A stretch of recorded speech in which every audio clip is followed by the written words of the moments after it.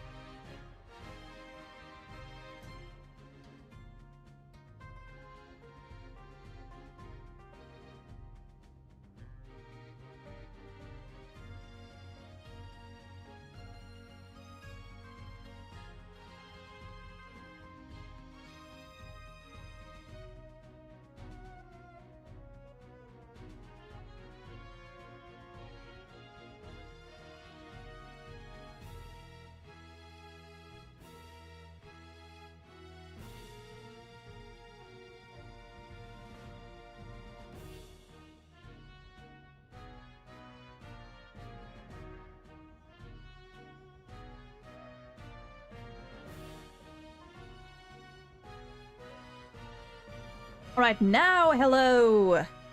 Now let's see if this works. Hold on. Hey! Let's go. Let's go. Wait, what is... Why is... Oh. It's fine. It's fine. Hello! I forgot my stuff. Wait, fuck. Wait, shit. Wait. Okay, there we go. There we go. Welcome, welcome. Hello, Halu. Hello, Drago. Do I need to turn this? No, I think the BGM should be fine volume-wise. I want to first put only Apollo Justice, like only Ace Attorney 4 background music in, but apparently there's not a lot of it. So it would have like looped like 5 times throughout the stream. So it's fine. It's fine. I think this is Ace Attorney 6. It sounds very Spirit of Justice. Justice C. Whatever. Today is a bit of a special stream. Bit of a different stream. I'm gonna go wash my hands. It's alright, it's fine. It's just I'm gonna be here for a minute just with introductions and disclaimers and stuff. So you're good. Today, bit of a different stream. Today is gonna be no game and just pure, unfiltered yap. Because I need to. Today, in honors of finishing Apollo Justice on Monday, I think it was Monday, yeah. Today's stream is gonna be just a pure chatting stream. I took some notes, some rough notes of stuff I want to talk about. And today's gonna be just a stream where I talk about the game. I'm gonna give my my thoughts on Apollo Justice, the game as a whole. Some opinions I have, theories possibly. I don't know. We'll see how this goes. These notes are very vaguely organized at best. And I'm gonna try not to let this go all over the place too much, but seeing as that is usually not how my brain works, and many of this stuff ties into each other and overlaps anyway, it's probably just gonna be me jumping from one topic to the next, depending on, you know. Is there a format for this? Because I want to know what's a good time to interject, question and comments. No real format. I guess the format is just like, stay on topic, I guess. Like, if I talk about, I don't know, a case or a certain character, maybe stick to that and don't bring up something entirely different. I guess that's all, but that should be no problem. But no concrete format, no. This is just yap. Just yap. I myself have like a very vague structure of this. But as I just said, it's probably just gonna be like a complete mess because that's me. I just am a complete mess. Also, hold on, is my model should be fine. I might have to turn the light on in a bit. Anyway, with that being said, I am gonna start this by just giving my general takes on the game itself. How much I enjoyed the game, maybe even where I would place it in terms of like, you know, like the main games as a whole. Go through the cases, what I like about them, what I didn't like, and then we're gonna get into the nitty-gritty of it. Then we're gonna get into the real interesting stuff. So first of all, I mentioned it several times throughout the playthrough, but I fucking love Apollo Justice. Both the character and the game, but the former I will get to later. But as a game, I think Apollo Justice might genuinely be my favorite of the series so far. And I am, and by that I mean I'm right now I'm only counting games 1 to 4, because while I do roughly know Ace Attorney 5, 6, and Investigations, I don't want to give my full takes on these or like rank these or anything until I get the full experience, you know? And you know, I haven't played the Great Ace Attorney yet. So this is only like, from like, just talking about the first 4 games, Apollo Justice might be my number 1. It might be my number 1.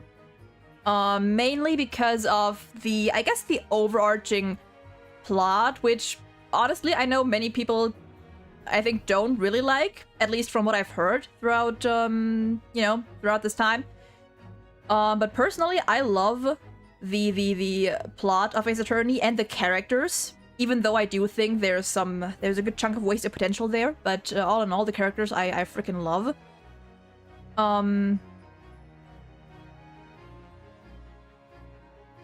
You're good, Halu. You're good. All good. I mean, it doesn't have to be all positive, you know? I have a few things that, I have a few gripes with this game too that I'll be talking about, so it's all good. As long as you're respectful, anything goes, I say. How can the overarching plot be trials and tribulations? Okay, let's see. Trials and Tribulations was... I mean, with Trials and Tribulations, I feel like the overarching... Okay, you know what?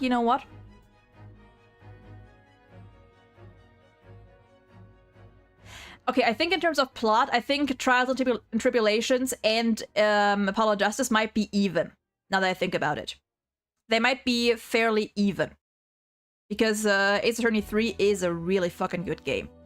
I just think I like the cast of Apollo Justice more than I did, or than I do in Trials and Tribulations. The all-over cast. The plot itself, good on both ends, in my opinion. Now, that being said, the cases I liked for the most part. I love Turnabout Trump. I'm gonna try to rank these maybe like out of 10. Maybe I'll rank the cases out of 10. They'll be aware these are also gonna be probably rather vague ratings. Everything about this is gonna be vague. Like, my opinions on things like change by the day. Not drastically, but like whether I give something a 7 out of 10 or an 8 or a 6 or something, it's gonna be somewhere in that range, but nothing like precise. Case 1 of Apollo Justice, I love. I love Turnabout Trump. Really, like, I think definitely my favorite tutorial case, partially because it doesn't really feel like a tutorial case to begin with.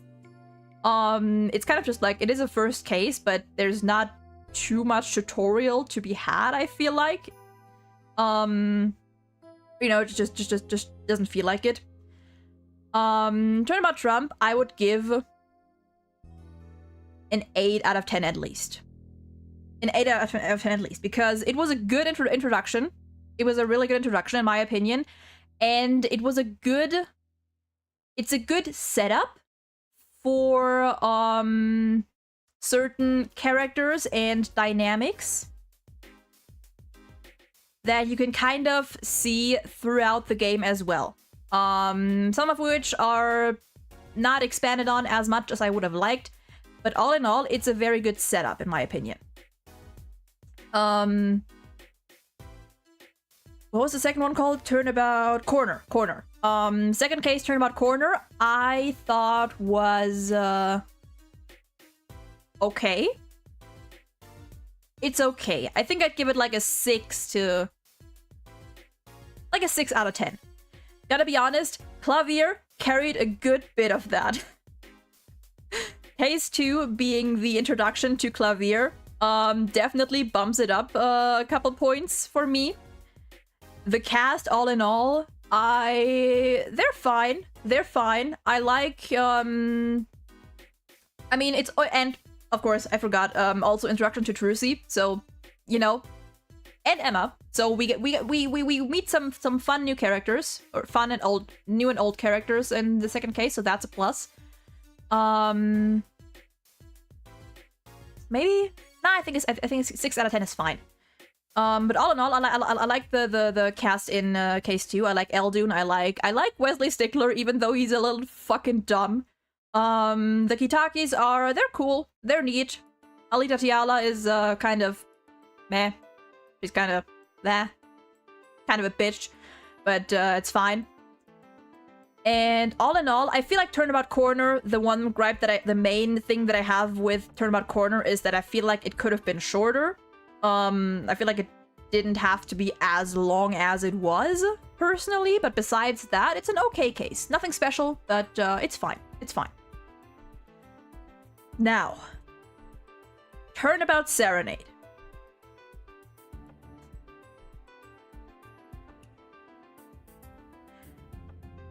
I'm gonna be honest.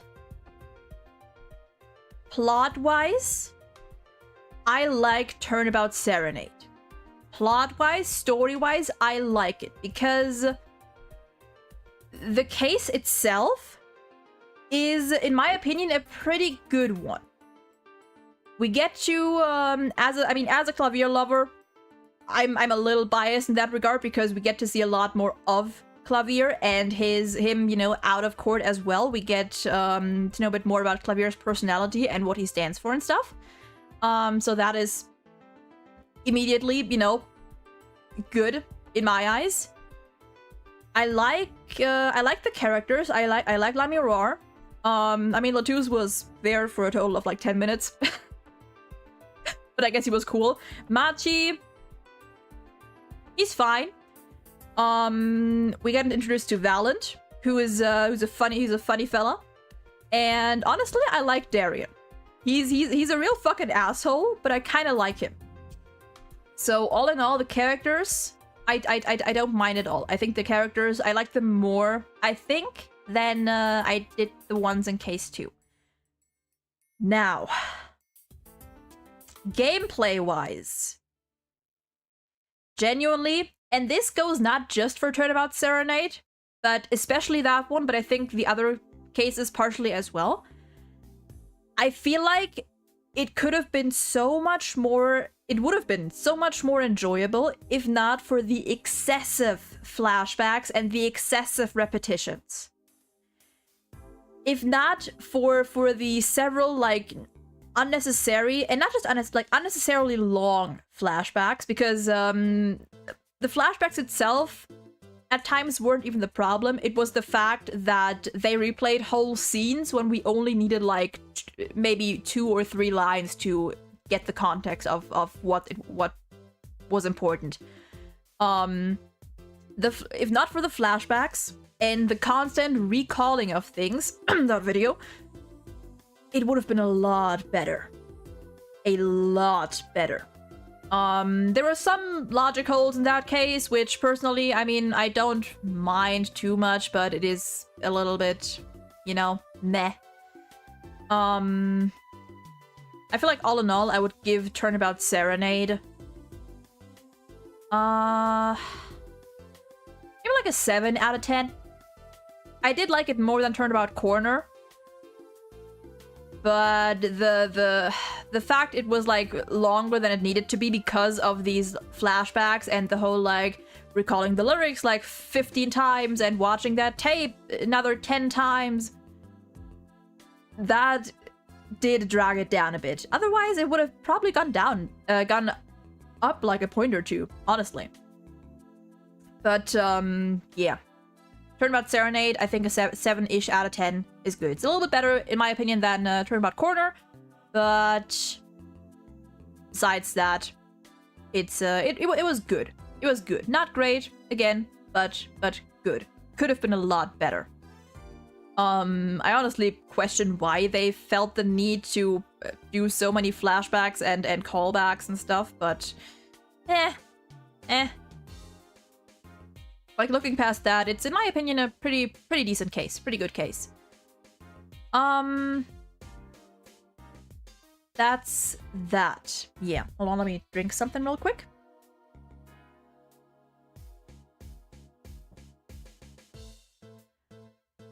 No, okay. Turnabout Succession, case number 4. I really like.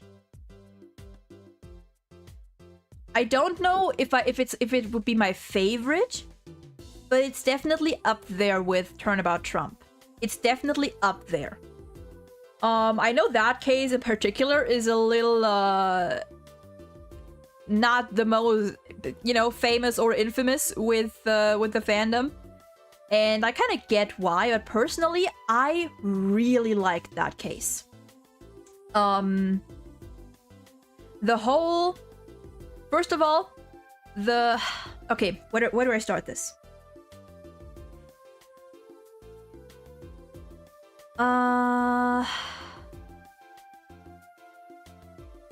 Gameplay-wise, I actually did like the case. I actually did like it. I liked the Mason system. It's a shame that, as far as I know, or like the whole like jurist system and the Mason system, it's a shame that they don't really utilize it anymore in the later games. I think that they really could have and should have, in my opinion. But the Mason system, I actually really liked. I actually did like. One of my messages didn't send. Oh dear. I mean, send it again.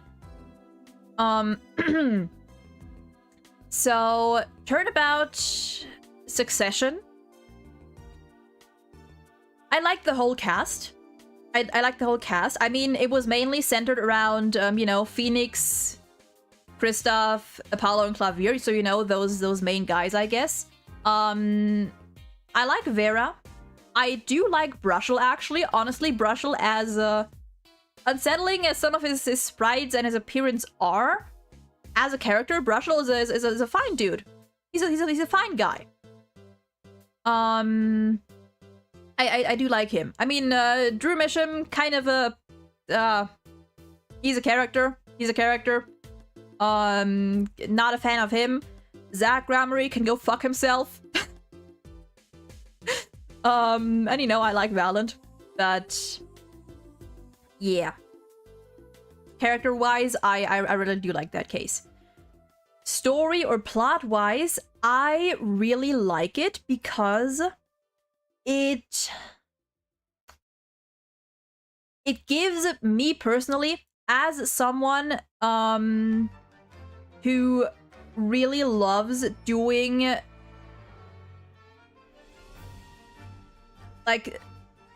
little deep dives and digging into characters,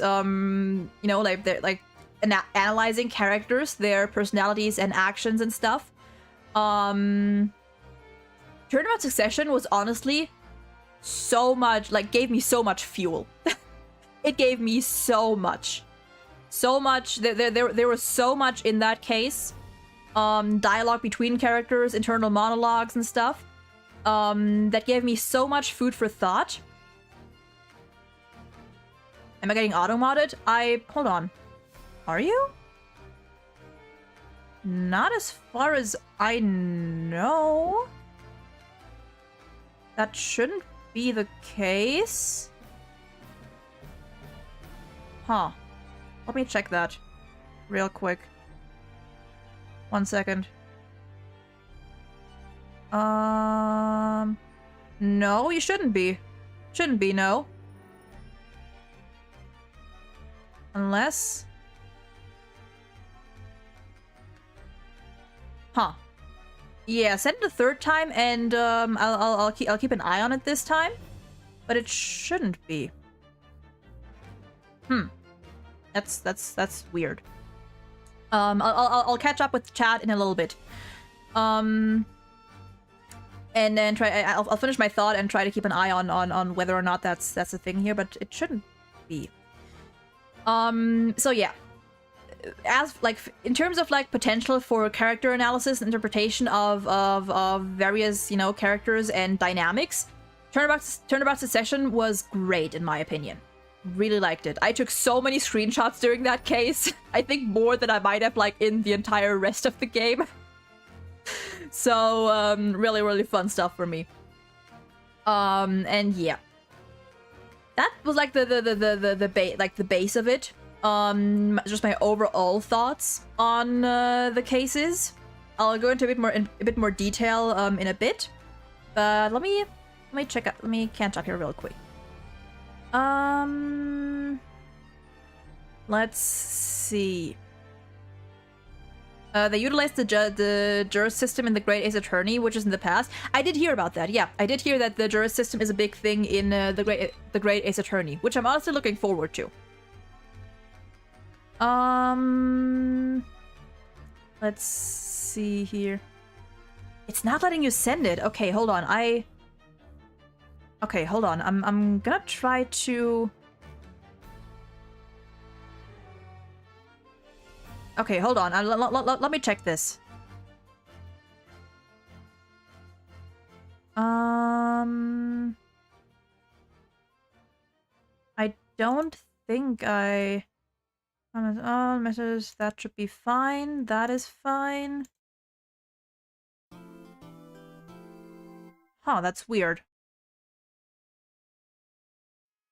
An average Bhutanese, welcome in. How you doing? Hope you're doing well. Oh, fuck off. I hate you. It's weird that it's not letting you send. It should be, huh? Okay, let me. Maybe it's a. Stamp moderator. Okay, what if maybe I have to check here? This is actually this is weird. No, that's not a thing. Commands Discord filled. Okay, actually wait. Let me. I can say no. There should be like no explicit like filtering or anything. Huh, that's weird. That is weird indeed. Analytics, bot, appearance. Streamer Rickrolled? Fuck you. Yeah, no, hello, I don't know what it is. There shouldn't, it shouldn't be. Does it give you any message or any like notification or something of why it doesn't send? Does it say anything about that? Discard, change it. Let's save this, I guess. Huh, that's weird. No notification. Is it maybe like...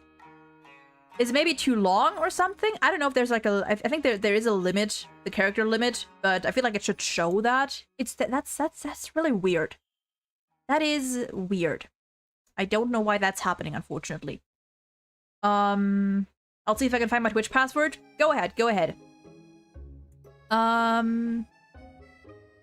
Okay, let me see. I'll get to what you were able to send in the meantime. Not longer than my other messages? That is weird. That is really fucking strange. And I feel like it would give you a notification if it was, like, blocked due to certain mod settings or something. Yeah, there is a character limit, but I feel like it should show you that. I don't know. Huh. I think it's about 200.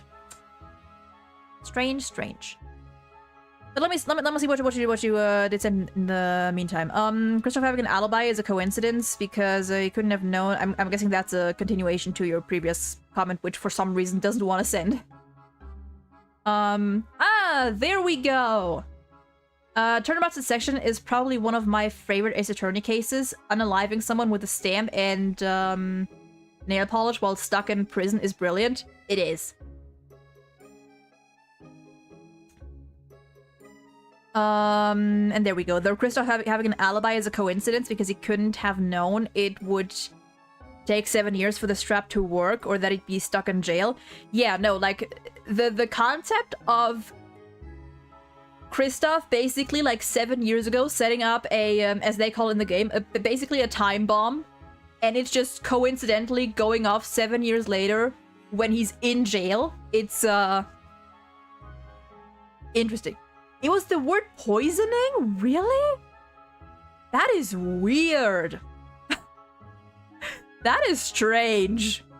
That should not be... That's what blocked... Okay, that's weird. That shouldn't be, Huh. That's kind of funny, but also really strange.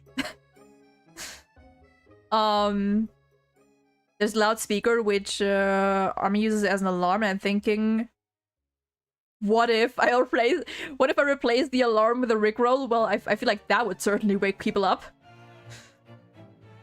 Okay, it's weird that it censored or that it blocked the word poisoning, I guess, but at least you were able to send it now. Okay, that's strange. YouTube filtering or YouTube censoring, whatever, is weird. It's very weird, apparently. Sorry about that. It's all good, all good. I mean, it wasn't your fault. It was YouTube being weird, so. But yeah, as a nerd for character deep dives and analysis, Turnabout Succession was a fucking gold mine. It really was. It was amazing. Okay. So now that being said, that's like my basic, my general opinion of all the cases. I think Turnabout Trump I would give like an 8 out of 10. Turnabout Corner like a 6-ish. Serenade 7-ish, and Turnabout Succession, probably like an 8 or maybe even a 9. I don't know. I don't know if I like it more than Turnabout Trump. Because Turnabout Trump also has some gems in there. So I don't know. Maybe I like Turnabout Succession a tiny bit more. A tiny bit more. But anyway, that being said, hold on, gotta get my water. Now, what I want to go over next is the characters. Because honestly, I think... Or do I want to say it? Do I want to go that far? Apollo Justice's cast of characters is overall one of my favorites, I think. At least in terms of main characters and antagonists, possibly. I'll start with the main ones. Apollo and Phoenix. Apollo and Phoenix. I think Phoenix's character in particular is something that divides people quite a bit. I know some people don't really like Phoenix's or the direction they took with Phoenix's character in this game. Because they feel like it might have been like too, I don't know, too out of the blue or too out of character or something.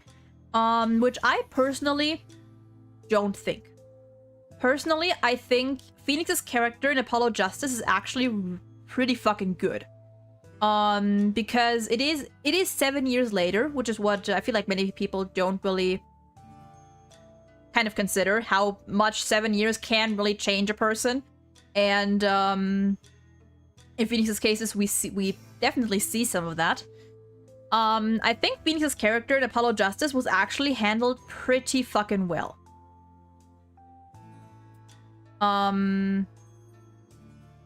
In the way that pretty much everything we see about Phoenix is not in my opinion very much consistent with the way we know him in the first 3 games. The main difference is just that now, throughout this game, or for the most part, we watch Phoenix from an outside perspective. That is, I think, the main difference. I think the opposite. They didn't commit. I'm gonna throw out a lukewarm take and one hot take. Lukewarm take, Phoenix stole away too much focus and plot from Apollo. Sort of agree, but I have another thing to say to that, which only came to me like last night, which I think is a little interesting. And Apollo Justice is in 2025, so in 4 months. Yeah, I think Apollo Justice or that. Let me think. I think the like Phoenix's disbarment happens like a couple months after Trials and Tribulations. I think if I remember correctly. This game is titled Apollo Justice, yet Turnabout Trump and Succession are all about Phoenix. Okay, you know what? Okay, yeah, we can get to that. We can get to that because it's actually a pretty good point that I thought about. So I do agree with you, Halu. I do agree that for a game called Apollo Justice, I feel like the focus should have been more on Apollo. I don't mind them including Phoenix in the game. I feel like I just feel like the focus should have been shifted a bit more. However, and this was absolutely not intended. This was definitely not intended, but I think it is interesting. Do I like it or dislike it? No comment on that. But I think it is interesting that Apollo sort of being like despite being the main character of the game, despite that, him not really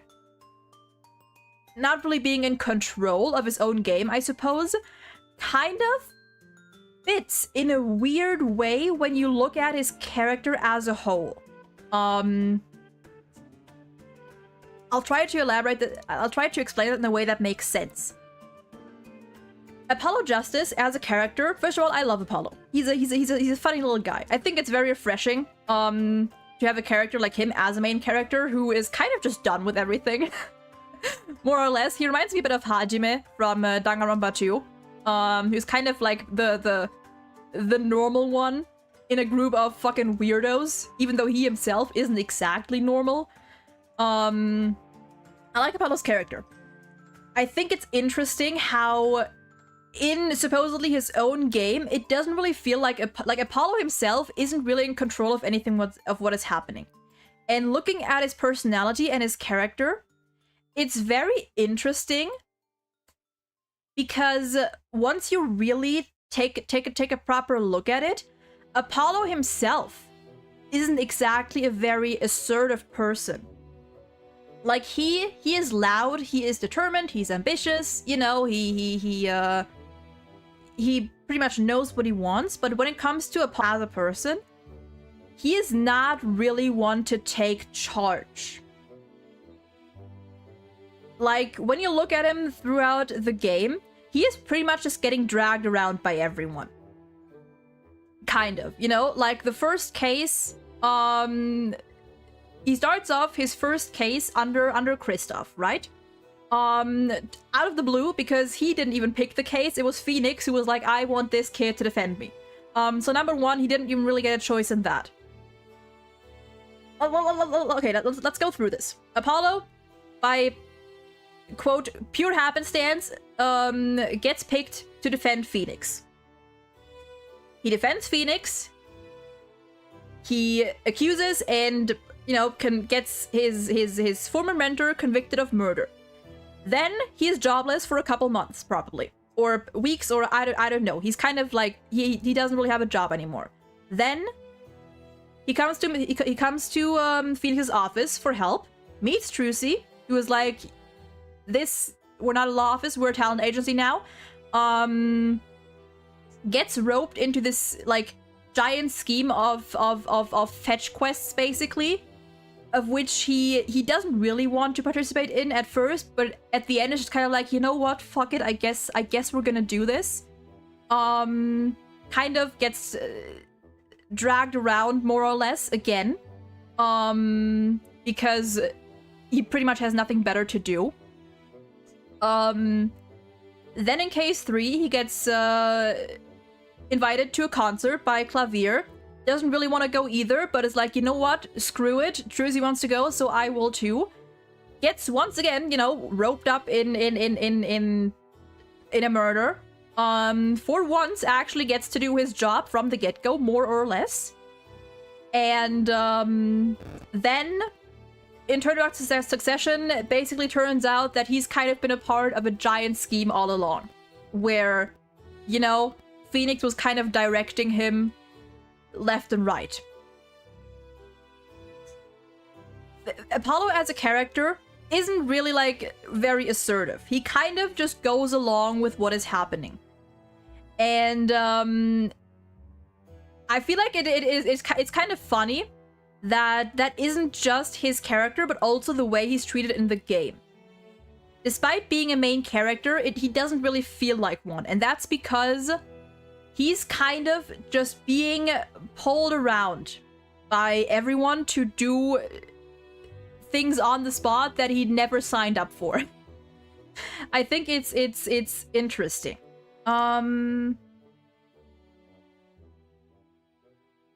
Okay, there we go. Okay, so that's that. And I think that's... I'm not saying that I like that. I just think it's kind of funny how his role in the game kind of matches Apollo's character as a whole. I just think that's kind of interesting. Not necessarily that I like it or dislike it. I do wish he could have gotten more spotlight in his own game, but just something that I found fun to point out. Okay, let's see. I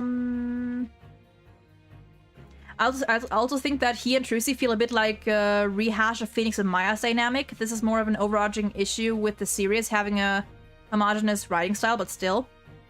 I think I get that. I feel like Trucy's and Apollo's dynamic is still a little different than Phoenix and Maya, but like the gist of it, I guess, yeah, it's like the lawyer and his quirky assistant, basically. I do think there's like more subtle differences, but if you only look at it from that perspective, that's fair enough. Fair enough. I also have a problem with Apollo's character, but not in this game, but in the other games where he is in. Yeah, we're not gonna talk about Ace Attorney 5 and 6 here, because again, I haven't like fully gone through those games yet. But we will once those are done, and once I've, you know, formed my own opinion on that fully, getting the full experience. Apollo and Trucy were supposed to feel like Phoenix and Maya. Yeah, I think it definitely, because Phoenix is definitely in a way a parallel to Apollo, while Maya and Trucy, them too, though it's a little more, the parallels are a bit more basic in that regard. But Phoenix and Apollo they're supposed to kind of like parallel each other in certain aspects. That was, I think, very much intended. And personally, I kind of like that, because Phoenix and Apollo's characters, putting them against each other is interesting, because on the one hand, they do overlap in certain aspects, but on the other, they are also very different. That's something I'll get to later.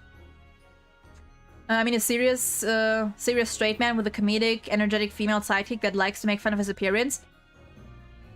Yeah, it definitely is a common theme. I don't think I mind it too much, but I get why people wouldn't. I get why you wouldn't like that. Definitely, it's a fair point. It's a fair point. Let's see.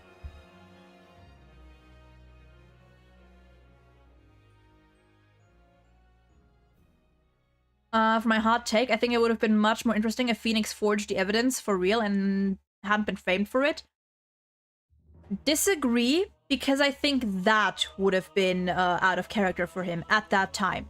I think Phoenix, a couple months post Trials and Tribulations, it would have been very out of character for him to forge evidence. I think the way they did it made sense with his character because, I mean, let's be real. Accepting a piece of forged evidence, or, you know, unknown forged evidence from a girl of your client, who says, like, they told me this was important to give to you, and it turning out to be not real, and, you know, and him unwillingly, like, accidentally presenting it in court, and that being how he got his badge stripped. It's a dumb fucking way to lose your job, but with Phoenix, it makes sense, because Phoenix, this is basically what Phoenix has been doing the whole time. Throughout the first games, Phoenix has been accepting, like, spontaneous evidence left and right. And it was bound to happen that at some point it would come to bite him in the ass. So it is stupid, but it is in line with his character, in my opinion. So that's that's my take on it. And I also think that the way he lost his badge is it makes sense for the setting, because I think I mentioned it while, like, during that particular stream as well, while the scene was going on. But it makes sense that for one, Phoenix just being dumb and not thinking things through properly, and just assuming that things will turn out fine, and eventually it just comes back to bite him in the ass. And on the other, the fact that, like, the courts didn't really want to listen to him, and he was stripped of his badge without really getting a chance to, like, properly explain or defend himself, as far as we know. Also makes sense when you consider the general setting of the world, in which defense attorneys are basically fucked either way by the system itself. Like, we've seen it time and time again, where prosecutors can get away with so much more in comparison to defense attorneys, who have to be way more careful about everything they do. So, one second, I gotta turn on the blinders. The sun is... Why is... Okay, there we go. There we go.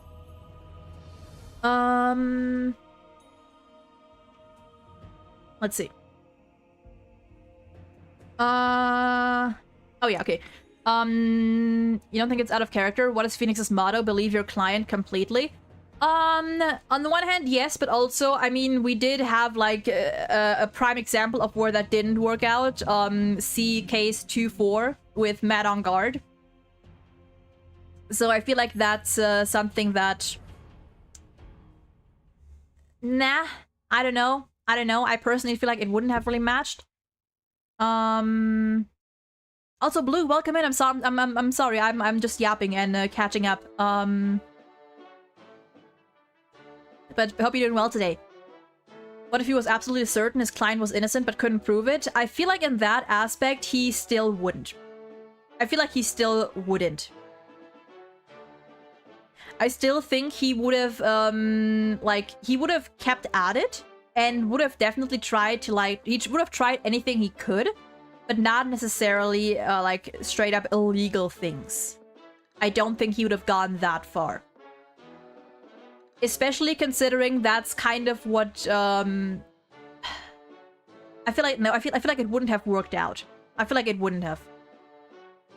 With his character. Phoenix, as determined as he is, he also, like, values the truth a lot. And for Phoenix, if he really believes and knows his client is innocent, he would find a way without having to resort to illegal means. The issue I have with Ace Attorney's theme is that when the prosecution is hell-bent on convincing the suspect, it's framed as pathological. It's because they're perfectionists or have unresolved trauma or a complex or something.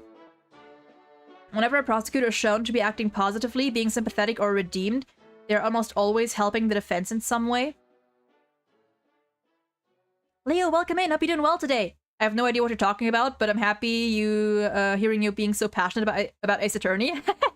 Well, thank you. What will you play next? We're gonna finish Persona 4, and after that, it's straight to Dual Destinies. We're gonna finish Persona 4 Golden, and after that, we're gonna go on an Ace Attorney spree. Okay, let's see. But the defense's blind devotion and faith in their client is never questioned. We had Mad on guard, but even after that, they still constantly repeat this motto.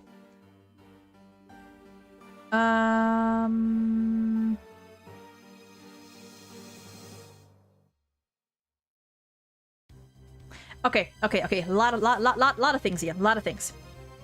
First of all, the prosecutors, the prosecutors' like motives or intentions and stuff being sort of framed as like you know, that they're caused by some sort of like, I mean, as you said, like most like if we look at the prosecutors in the first 3 games, we look at Edgeworth for a good, like, the first chunk of the game, like, you know, the first game mainly. We look at Francisca, we look at Godot. It definitely is, like, every prosecutor has some sort of, like, and Manfred from Karma, some sort of, like, trauma or internal issues that reflects in their approach to, you know, their job. I feel like Edgeworth is the main exception later on. At first, he's also a case of, you know, get a guilty verdict no matter what, because trauma, basically. And because, you know, that's what Manfred has kind of been, like, digging in, like, drilling into him. But after that, like, after his development, he gets a little better on that front. It's an interesting point, because this is something that I feel Apollo Justice did really well, and it's a shame that in later games they don't really, like, expand on it. Because Apollo Justice has Clavier. And Clavier is, so far, at least so far, as of these 4 games, I guess Pain is there too, and Pain is pretty much, like, we don't know that Pain has any trauma or you know, like, big motivation for wanting his client to be guilty, other than it's his job, I guess. But what I like about Clavier is that, unlike what you've said, unlike every previous prosecutor who in some way, shape, or form either hated Phoenix, either hated the defense's guts, or wanted to get their client found, or their suspect found guilty at all costs, Clavier is such a refreshing character. Because Clavier, so far, is the only prosecutor we have who from the get-go isn't like that. Who from the get-go is really just like, this is my suspect. I'll try to get them found guilty if they are guilty. If they're not, then I'll work with the defense to find out what is really going on. More or less. Clavier's whole approach isn't based on, like, any, like, trauma or you know, like, bad past experiences or something. Clavier's whole motivation is just, like, finding the truth. And he likes a little competition. Yeah, Clavier does his job because it's his job. And he doesn't care about wanting his client, his suspect to be guilty at all costs. He cares about finding the truth. And whether that turns out to be, like, to work out in his favor or against him, he doesn't care. As long as the truth comes to light, he doesn't care. Which I really, really love about him. Welcome back, Blue. You are the defense through most of the series, so a defense attorney that forges evidence for any reason would be better in investigations. Fair point, fair point. Oh yeah, what I also wanted to get to. Why do we not get a defense attorney that does something immoral because they're so loyal? I will say that would be that is an interesting point. That is something that I would definitely like to see. I just don't think it would be good for a main character to be that. I mean to be fair, like, Phoenix in Apollo Justice isn't really, like, a main character, you know what I mean. But you know, in that aspect, like it would be nice to see a defense attorney who, like, has kind of like Phoenix's attitude, initial attitude, or I mean Phoenix, Mia, etc. Like that attitude of, I know my client is guilty and I just care about my client. Like, I want my client, I know my client is innocent, sorry. And I want them to, you know, be free. And who takes this devotion, I guess, so far to the point where they're like, where they actually do resort to illegal means to prove their case. It would be interesting. I don't think it would fit for a main character, but in general, I would love to see that. I would love to see that. Blue, I swear to fucking God. Fucking second time.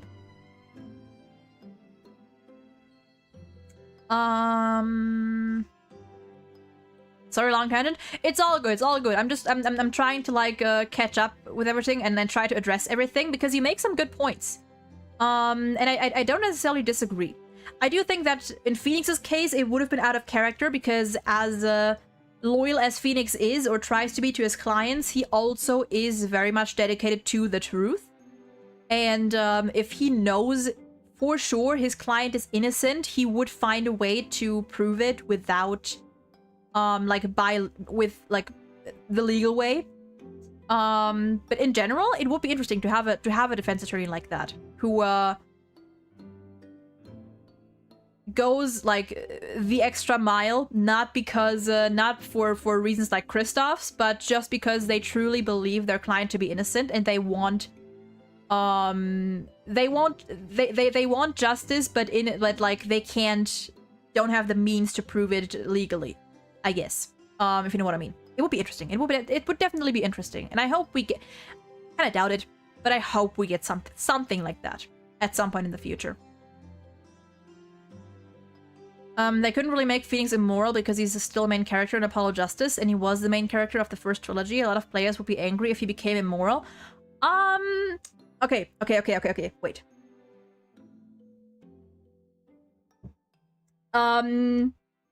We can act. Okay, this actually might be a good point to go into Phoenix's character as a whole, because this is an interesting point of saying they couldn't make Phoenix immoral. Phoenix, I think what's interesting and what really sold me on Phoenix's character in Apollo Justice is that, again, many people, or I've seen many people feel like Phoenix's character in Ace Attorney 4 is kind of out of character, or, you know, doesn't fit his style. I think it does. I think it does. Because what we see of Phoenix in Apollo Justice is more or less how do I say it? Just a different perspective of how Phoenix has, in my eyes, always been. Phoenix, as a character, is, quite frankly, a total fucking mess. Phoenix, as a character, is a complete wreck. He just is. Phoenix, in the first 3 games, is, at his core, a good guy. Phoenix is a good guy. He's very caring. He's a nice fella, and he always tries to do what's right. Phoenix also has so many, and I mean so many, unresolved issues that, and I feel that him and Apollo Justice are pretty much just a result of where all of those problems got him eventually. Because Phoenix, as much as I love him, Phoenix is a character that, I think a good way to describe Phoenix is just like he's as explosive as he is also very much emotionally unstable, to say the least. It's something that, seeing him in Apollo Justice, I honestly, I wish I could, if it wasn't so long, I would really love to go through like the entire Phoenix Wright trilogy again and look at it through a different lens.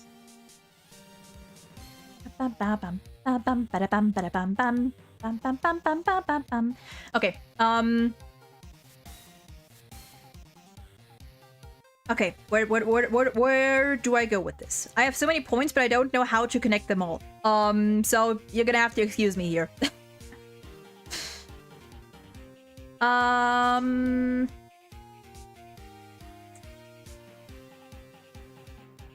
Phoenix's character in Apollo Justice kind of just shows, is kind of just like an outside perspective from things that we have seen within the first 3 games, but more like implicitly. There have always been signs of Phoenix's issues and tendencies to like suppress his emotions, to like not confide in people, to isolate himself. There have always been hints of that in the first 3 games, and Ace Attorney 4 is kind of just that blowing up, pretty much, and us seeing where that eventually takes him. And it's a really interesting thing, I think. Like, I'm trying to think of how to connect. It is tough. It is tough to like try and connect all of this, because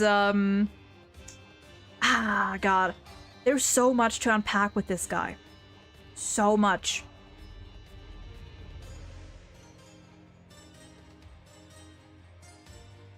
So much. And I'm sorry if like my tangents here are a little incoherent. This always happens when I like get really passionate about something. I kind of have trouble really verbalizing my exact thoughts, so I'm kind of just like all over the place here. Maybe I'll try to take a little break and oh, okay. PSM, welcome in. Hope you're doing well today. I wonder if that tanked the public trust in the legal system. So what happened with Phoenix? The people in charge rushed to disbar him despite it never being proven that he never forged evidence. Honestly, I think like the cracks in the legal system have been pretty obvious, or not obvious, have been shown from the very beginning of the first game, honestly. I think like from starting with Red White, there have already been I feel like the people's trust in the legal system started to kind of like go downhill with people like Von Karma, Edgeworth, Red White partially, Damon Gant. Who else is there? I mean, I think those are like the main contenders here. I think it wasn't Phoenix. Phoenix's thing definitely played a part in it, but it wasn't the only or the main thing, I think, personally. This is not an issue with Apollo Justice, but I feel like in Dual Destinies rolled back his personality to be much closer to how he was in the original trilogy, which I dislike. He still flounders like a newbie when Apollo Justice showed him being a seasoned veteran. I will give my take on that once I actually do play Dual Destinies, because right now, from what I remember, I would say only partial agree. But I don't want to go into detail on that because I don't remember like too much of Dual Destinies. So, okay, so back to Phoenix's character. Maybe I'll approach this from a different angle, and I'll try to call back to I'll try to call back whenever I can. So Phoenix's character in Apollo Justice is fascinating to me because it's the first time we see Phoenix from an outside perspective, if I remember correctly. Besides like that one like Beanie, I guess, when he was still in college. But adult Phoenix, you know, like, yeah, adult Phoenix, outside of that, Apollo Justice is the first time where we as a player do not get to see or hear or read whatever Phoenix's internal monologue. And that, I think, is a very interesting thing to me, because we see Phoenix from the way that most people throughout the first 3 games have seen Phoenix. And if you think about it like that, I think the direction they took with him doesn't feel out of character at all. I think the reason why many people feel that way is because in the first 3 games, we get to hear all of Phoenix's inner thoughts. And it's easy when you know why a person says the things they do. It's easier to like, what do you call that? To like mix up. It's easier to mix things up. When you know how Phoenix really thinks, why he says the things he does, it's easy to mix up which parts were actually his inner monologue and which parts you only get to see from the outside, if you know what I mean. And Apollo Justice, I feel like, does a good job at showing that although Phoenix is definitely a bit more jaded in Apollo Justice, he's not too different from the way he was in at least like games 2 to 3-ish onward. Because many of the more like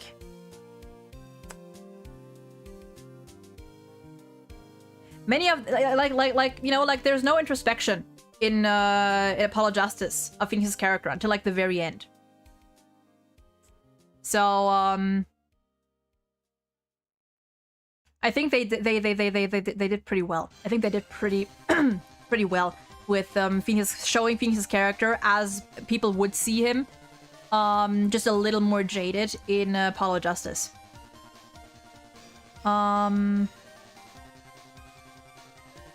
biggest thing was Rise from the Ashes, where the chief prosecutor and chief of police collaborated to frame someone for a murder one of them had committed, and then one blackmailed the other to help cover up another murder. Yeah, definitely. Like, people's trust in the legal system was like going downhill from the very first game.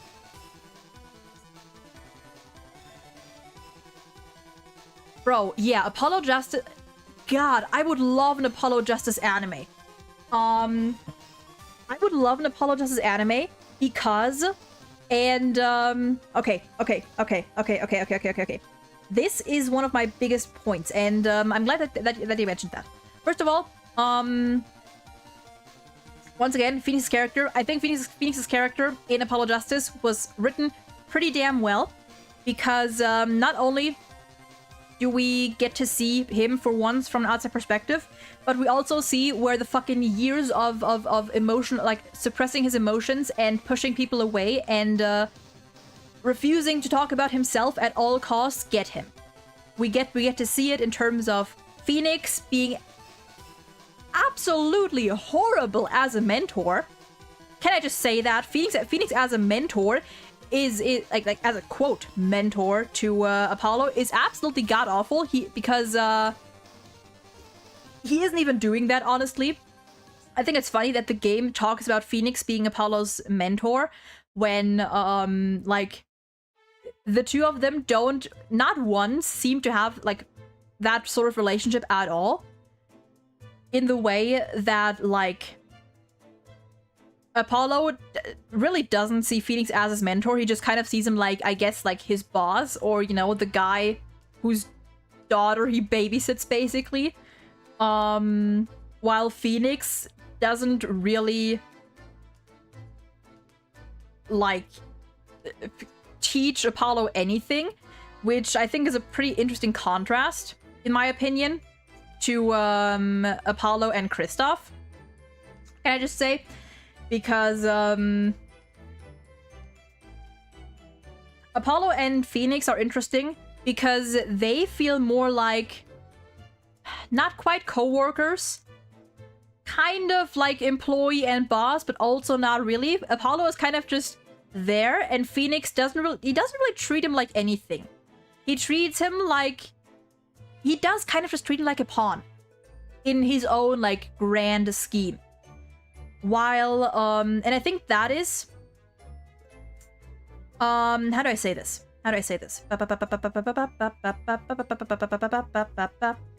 I have a thought here. I have thoughts. How do I say them?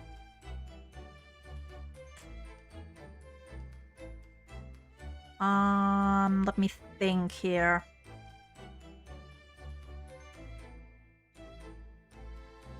This kind of would come back around, like, we'd kind of be straying away a little bit from, Phoenix here and towards, Apollo.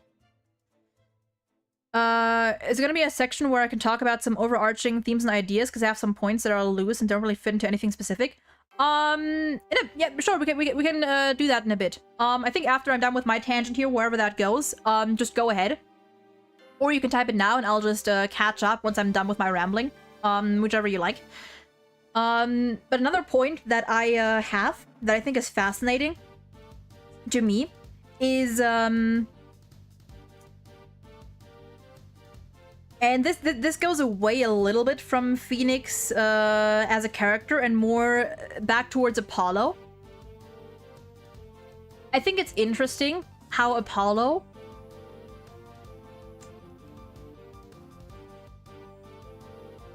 kind of throughout the course of the game was, I mean, as mentioned before, Apollo was pretty much just thrown into this game, both like story-wise and kind of just as a main character, I suppose. It's interesting when you look at Apollo, two figures that Apollo should have considered to be his mentors, and how like polar opposites they are. I think it's interesting. I think this game does a...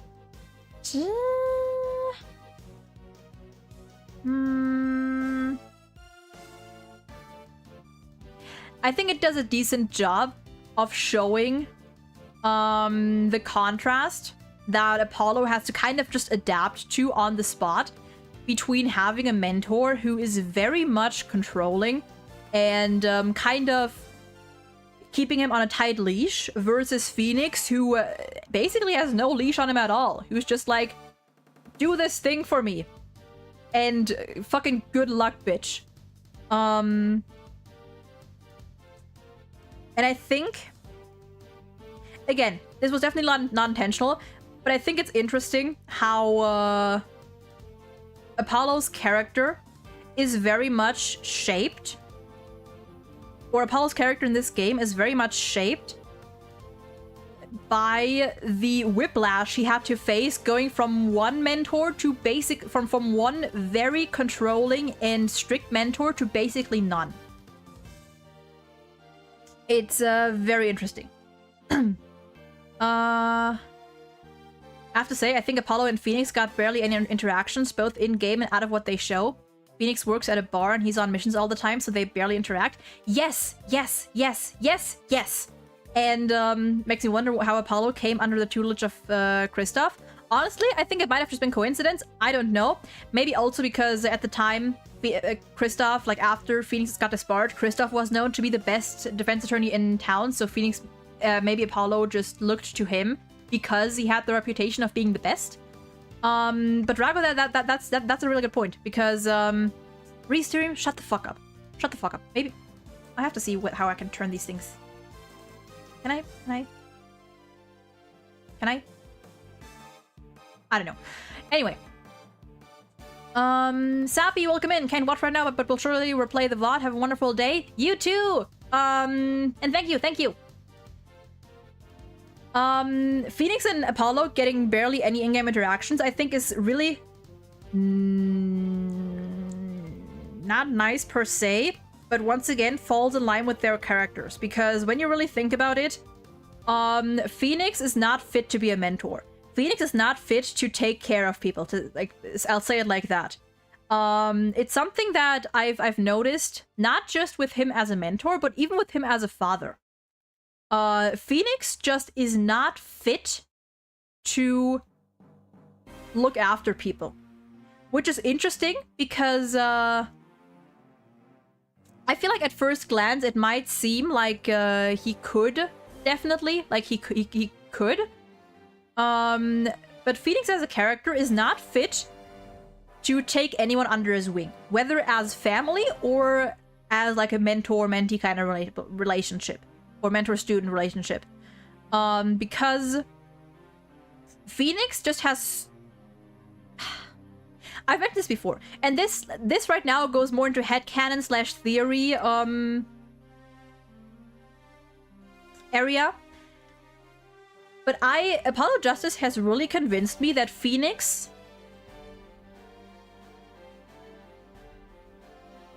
is a very emotionally unavailable person.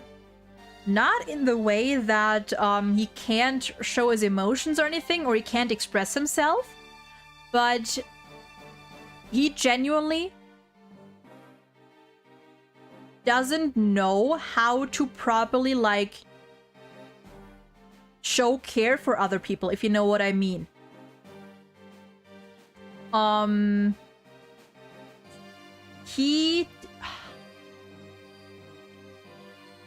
Phoenix as a person, as much as he cares, as much as he cares for other people, right? We've seen Phoenix is a caring guy, definitely. When it comes to like his friends and you know, like say Maya or Pearls and stuff, he definitely cares, but he's also very negligent. We see it with Trucy, we see it with Apollo. Phoenix does not really know, and honestly, I suspect because simply because we don't know anything about Phoenix's family, and you know, we don't really know a lot about his childhood, and just from the way we see him interact with both Trucy and Apollo in game, or well, not do that. Phoenix has giant fucking attachment issues. I mean, that is fucking clear, but he has attachment issues in both extremes. Which is very interesting. On the one hand, Phoenix easily gets attached to people. As we've seen with, say, fucking like Edgeworth, Maya. He needs someone to like really latch onto. But on the other hand, he is not the type of person that can dedicate his time to properly like raising someone. Phoenix's attachment style is very very extreme on both sides. On the one hand, he once he gets attached, he is attached. Once he's there, he is there. But on the other end, he can't take initiative. When the spotlight is on him, and when it's his responsibility to reach out and reassure others, he can't do it, or he doesn't know how to do it. Maybe. It's a very interesting thing that I've observed throughout like his relationship with Trucy in particular, where Phoenix. I mean, listen, it's clear that Phoenix loves his daughter. I think that much is clear. He loves Trucy. And he definitely cares for her. But as a father, Phoenix fucking sucks. As far as we've seen, Phoenix fucking sucks. Quite frankly. Like, he doesn't know how to care for a child. He doesn't really even treat Trucy like his daughter per se. He treats her more like, I don't know what I would call that, but he doesn't really behave with her like one would expect a father to behave with their child. He used her in his poker matches, yeah. It's interesting because Phoenix, like, I mean, Phoenix as a parent, he I mean, he said at first. It's interesting how he said that in that flashback we got in the in case 4 with the Mason system, how he said that the first couple days of taking care of Trucy, he didn't really know what to do, and was kind of just like flailing around, and that makes me wonder. Him saying, "Well, over the first couple days, I really was at a loss for what to do." That implies that now he thinks that whatever he's doing is good enough. if he says the first couple days I had no clue what to do, implies like that implies that now he thinks that he's doing a decent job. Maybe not great, but doing a decent job. And that really makes me wonder, because from an outside perspective, Phoenix is as much as he might care, very negligent. And I don't think he tries to be. I think he genuinely just doesn't know how he doesn't know how a healthy parent-child relationship should work. Because if he, like, he's barely present. He kind of like has Apollo as a stand-in babysitter for Trucy. Like he just lets Apollo like look after her basically. He's gone and away for most of the game. Trucy doesn't like Trucy cares for her father, sure, but also once again they don't really treat each other like father and daughter. They treat each other kind of like almost like co-worker slash roommate slash some sort, maybe some kind of like familial bond, but not father and child. And it does make sense. Yeah, no, it does make sense because like he didn't plan to be a parent. Honestly, Phoenix isn't fit to be a parent. He has way too many unresolved issues to be taking care of a child. Sorry if this is rude, but it feels like it's reading very far into it. There's very little in the games that seems to imply that this was intentional. Okay, this disclaimer here. I don't remember a scene which addresses that Phoenix was somehow neglectful. The games don't really acknowledge that at all. They don't fully acknowledge it. But personally, I don't think it needs to be acknowledged because like what they do acknowledge is that Phoenix is gone. At least you know, like in X-24. Throughout the game, Phoenix is gone a lot of the time. And we know why. He was on a secret mission and stuff. But he is gone so much to the point that like Trucy is like Trucy barely sees him. Trucy mentions that like there's times where he like barely like he's barely like she barely sees him around. And I don't know about you, but a kid treating her like a kid greeting her father with like hello stranger implies that like she's used to Phoenix being out a lot. It's never like explicitly mentioned that he is very neglectful and stuff, but I think it's very much like it's not a stretch to come to that conclusion, because Phoenix as a character just isn't very how do you call that? Not outgoing. That's not the word I'm looking for. Like, looking at Phoenix's relationship with Trucy and Apollo, it, at least to me, is very obvious that, like, he doesn't either like, he doesn't really know how a healthy mentor-student or father-daughter relationship should work. I feel like it does need to be acknowledged. It'd be pretty bad if the game's just glossed over parental neglect.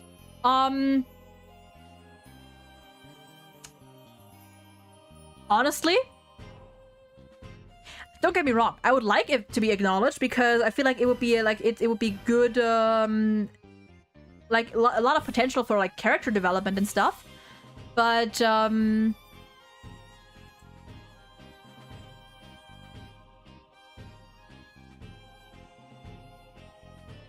don't think it has to be. I don't think them not acknowledging it makes it a bad thing or anything. Yeah, and that's what I was gonna say. Like, they don't like shit out. Like, they don't really like go into the fact that Zach was also like kind of a shitty parent. So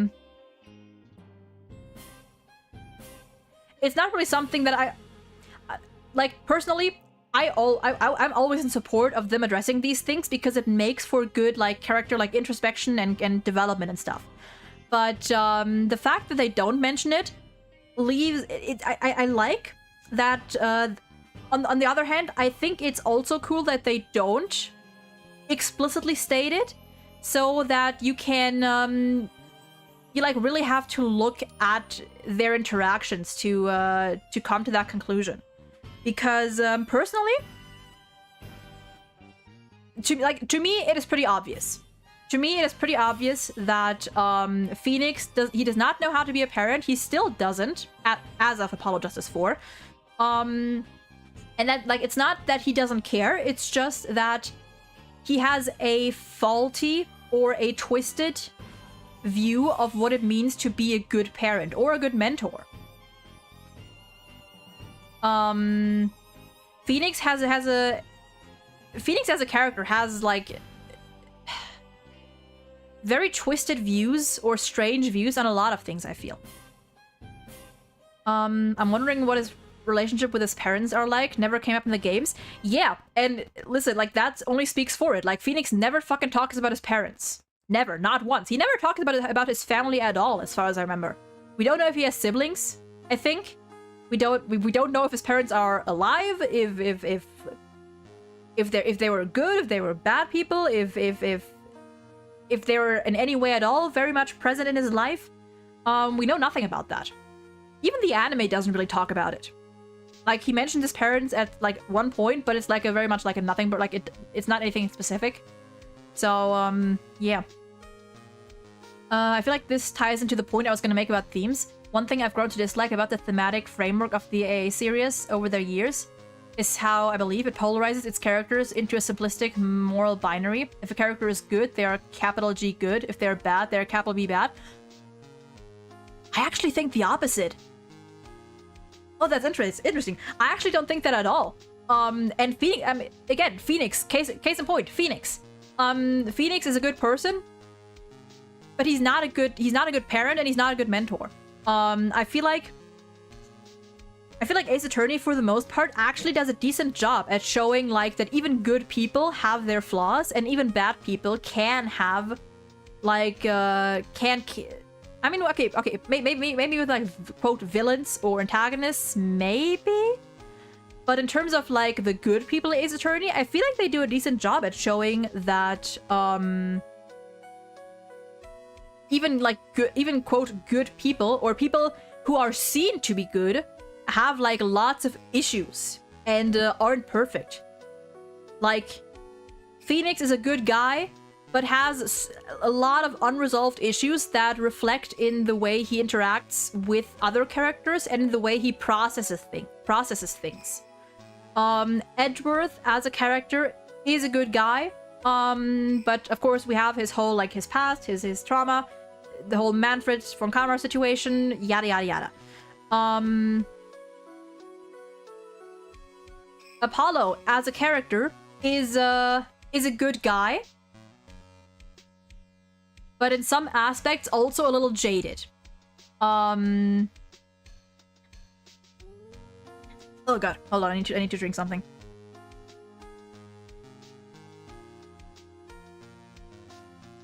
It's not enough for Von Karma to be a crooked prosecutor.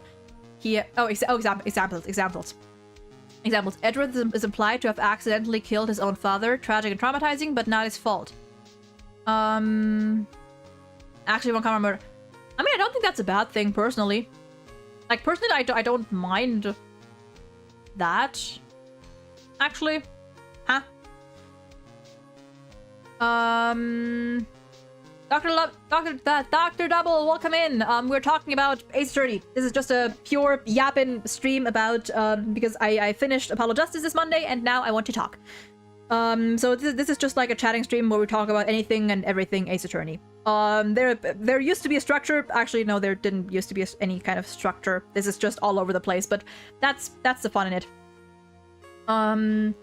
In Rise from the Ashes, it's implied that Emma Skye accidentally killed someone in self-defense, which is why Lana was trying to cover for her. But that also was an accident. Emma was framed by the real bad guy.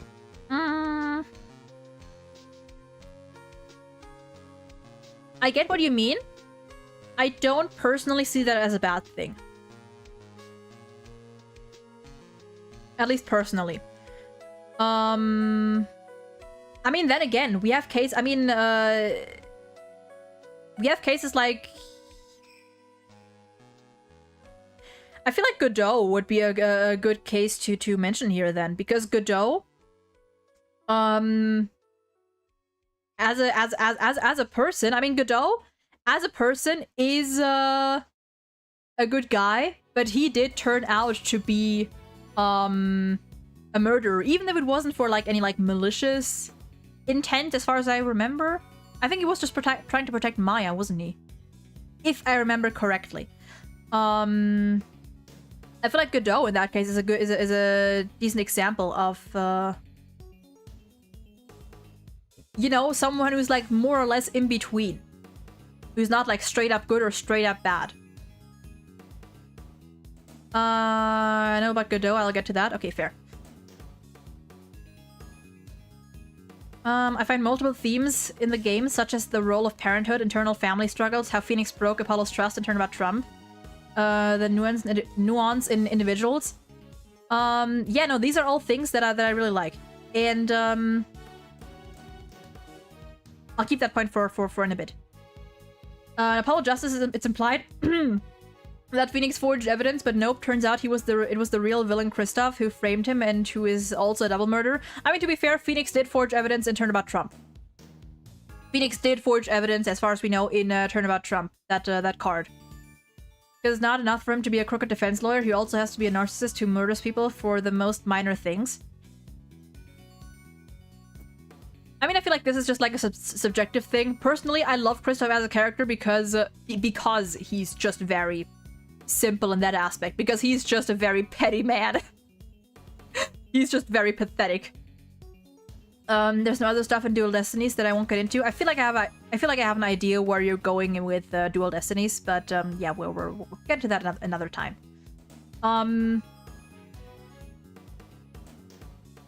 But personally,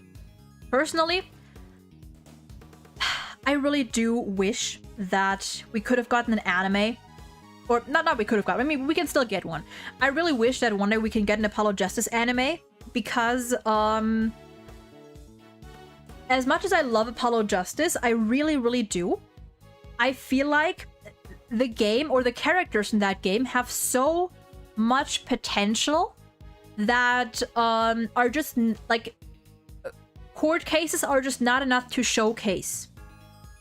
Like, one example in particular. Or, well, I'll say up front that for me, personally, Apollo Justice does give me, personally, a lot of stuff to work with. Because I am someone who very much reads into character interactions and analyzes everything from, like, what they do to, like, the way, like, their general personalities, how they interact with certain characters, their speech patterns. Like, I'm someone who really gets into it. But in general, I feel like we really would have needed, or not would have, gotta hope. We really could need an Apollo Justice anime. For example, I really want more of Kristoff and his relationship with Klavier and Apollo, and even Phoenix. Kristoff as a character is very interesting to me, because what we get to know about him, past the surface, is more subtle. It's more, there are like hints in the way he interacts with Apollo and Klavier and even Phoenix that can give you a decent picture of him as a character as a whole.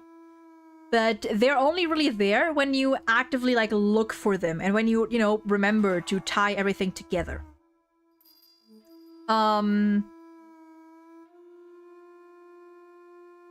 Like, Kristoff, just on the surface, seems like your average, like, fucking, egotistical, narcissistic, whatever you want to call it, bad guy who killed because he's petty. Basically, that's like all we get to know. Or that's like how he looks on the surface, which isn't completely wrong. But when you look at Kristoff's character and his dynamic with Apollo and Klavier,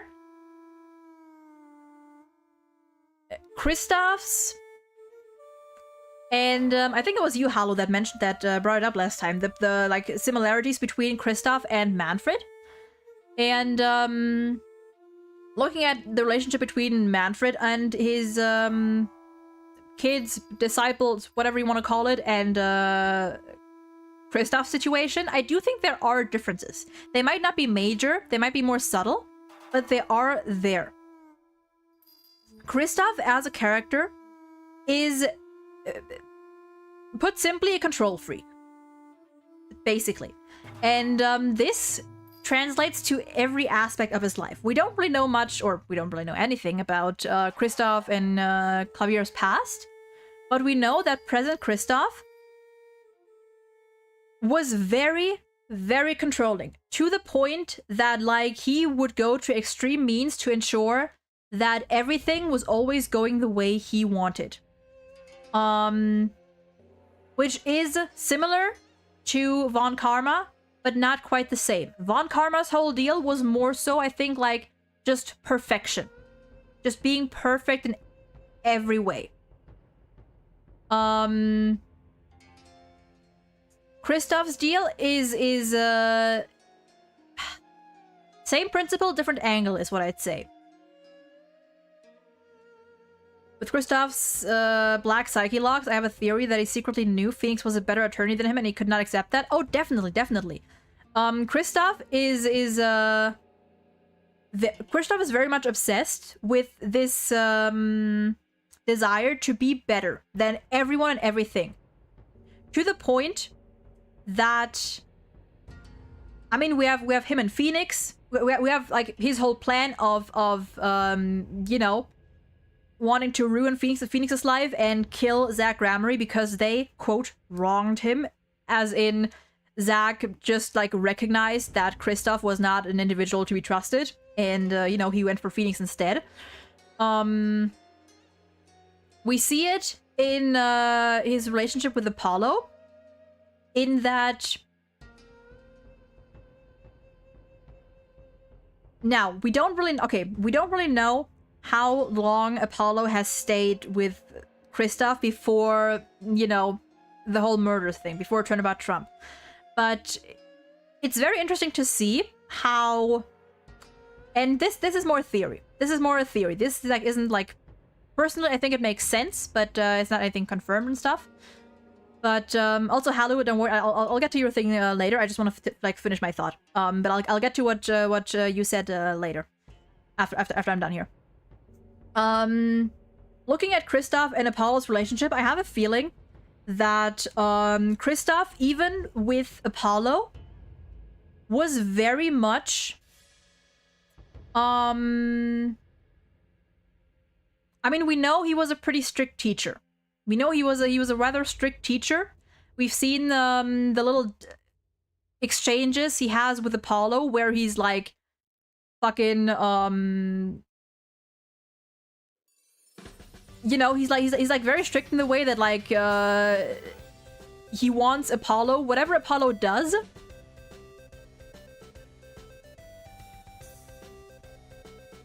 even with Apollo at the front, he still tries to control what, like, his students' actions. If you look at Turnabout Trump, it's very interesting how, despite Kristoff only being a co-counsel, he still tries to take charge when it's not his turn to. In comparison with, say, like, Grossberg, Diego, Mia, etc., Apollo, in his first trial, doesn't really get a chance to, like, do his thing a lot until the end, until Phoenix kind of, like, encourages him more or less, or, you know, like, pokes him to stand up for himself. In the first trial, there are so many instances where Apollo is, like, you know, thinking about something, or gets, you know, like, has to stand his ground, and Kristoff kind of, like, swoops in to smoothen things out for him. It's very interesting, and every time Apollo gets something wrong, Kristoff kind of, like, berates him in a way, but it's kind of like there's always, like, a passive aggression to it. Like, whenever Apollo gets something wrong in his first trial, Kristoff is like, please try not to embarrass me. Like, this, I know you can do better than this. This, like, the message of what the fuck are you doing is like, are you stupid? It's always kind of like there in the way he says things.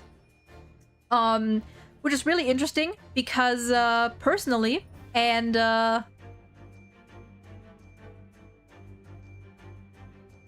this is a bigger thing that like I think this like very much goes into like veers into like theory / headcanon theory, but I think that if Phoenix hadn't asked Apollo to defend him explicitly, I feel like Apollo never would have gotten to work on any big cases. Never.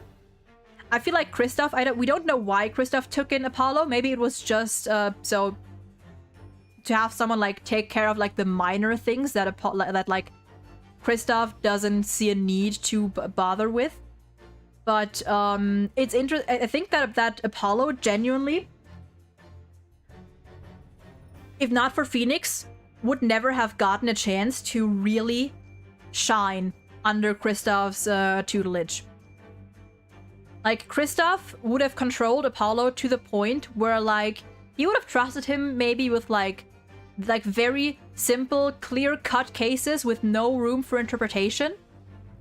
But something like a murder or anything that goes, like, beyond the surface level, Apollo would never have gotten cases like that. And we even see that, like, apparently, like, Turnabout Trump was Apollo's first case. We don't know how long Apollo had been working with Kristoff before that. But according to Kristoff, he had been there to witness, you know, various cases, or like various times, to witness Kristoff perform cross-examinations various times, but he'd never actually gotten to do one himself. Which is like interesting and implies to me that Apollo had been at the Gavin law offices for some time, but had never actually gotten to work on a case. Had probably gotten stuck with like the simpler tasks, but never actually gotten to enter the spotlight. And if not for Phoenix, he probably wouldn't have. For a long time, maybe ever. And then we see it with Clavier, which is a bit more obvious and a bit more explicit in that Clavier had always been controlled by Kristoff in one way or another. Like, even with his own brother, Kristoff was very much, like, manipulative. We've seen it in Turnabout Succession when, like, at first, like, Clavier was really fucking struggling to even defy his brother. Like, like, the times Kristoff, like, addressed Clavier, it was always a very, like, set up to be like, you know I'm right, so agree with me. Say what I want you to say, and we're good. And, I mean, Kristoff was also the one who told Clavier about Phoenix, and who told Clavier not to trust that man. To not even show him any respect. And, Clavier spent the whole, like, 7 years kind of living with the impression that Phoenix Wright was just a crooked, foul lawyer. Like, whether it with Apollo or Clavier, and I assume this goes, like, I mean, Vera as well. Like, Kristoff has or had the desire to not only be at the top, but to always have things go exactly the way he wants. Whether that is in his cases, in his work, or even in his personal relationships. He had to be able to predict everything. And to do that, he had to manipulate his way into every single of his relationships to make the people do and act the way he expected them to. It's very interesting. Like, Kristoff was a control freak to the max. Like, to the point of, like, no return. Like, his entire life was shaped by the desire to control everything and everyone around him. So I think it makes sense that he snapped the way he did. with Phoenix and Zack, because that was the one time where, like, that was probably the one time where a client, his own client, was like, I cannot trust you. Like, I cannot trust you to do your job properly. And that hit his ego, like, in a way that to anyone else was like would have been a minor thing. Like, okay, sure, fine. But to Kristoff, who had probably spent years and years upon years trying to perfect his approach to life in every single angle, that was a blow.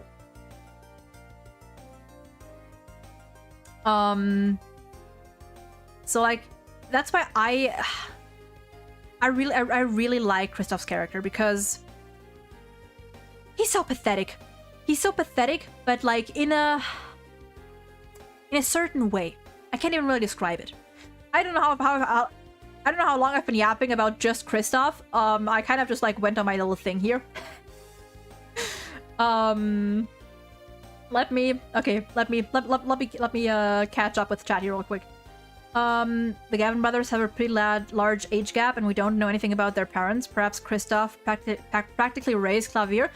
Would make sense. It would also explain why like Klavier trusted him so much, and maybe like didn't like never really like dare to really defy Kristoff before that. Maybe. Okay, now Halu, I'm so sorry. Okay, Godot. Godot, I like the idea of him being a good guy who kills in the end, but the final case of Trials and Tribulations is BS for one simple reason. Godot and Misty could have just told the other characters about Dahlia's plan. I have no idea why they kept that life-saving information to themselves.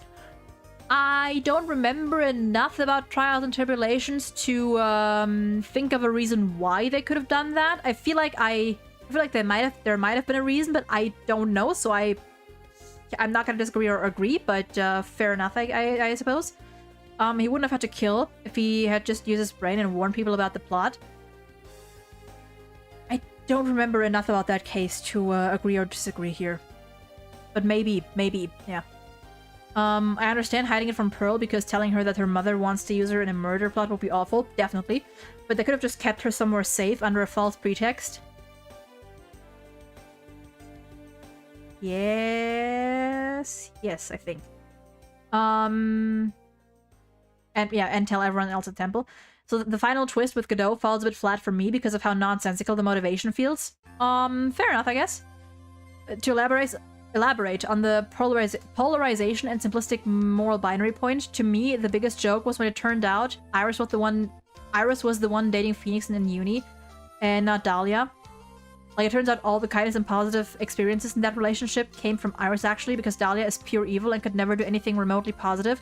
I mean, to be fair, even if it had been Dahlia, like, nothing, like, even if it had been Dahlia, in the end, she would have just been faking everything. Like, Dahlia was evil either way.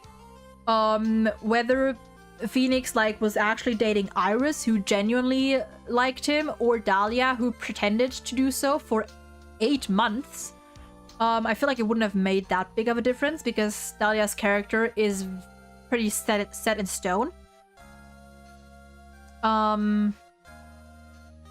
Even more generally, the visual language of Ace Attorney leans into this moral binary. If a character is nice, they look like a sweet, innocent cinnamon bun. And if that person turns out to be evil, they have a literal mask-off moment where they turn out to be angry and mean and evil. Some literally transform to look more evil. Partially. I think, no, I don't think that's the case every time. I mean, we have the, like, the breakdowns and stuff, but we have cases like, I mean, Kristoff is kind of the case where, like, he definitely has, like, a very friendly and polite exterior, but I feel like, early on, you can definitely, like, sense that he is, there's something going on. Like, Kristoff has a friendly exterior, but it's definitely unsettling in his own way. We had Gant, who, all in all, had a pretty, like, upbeat and cheerful and outgoing, front.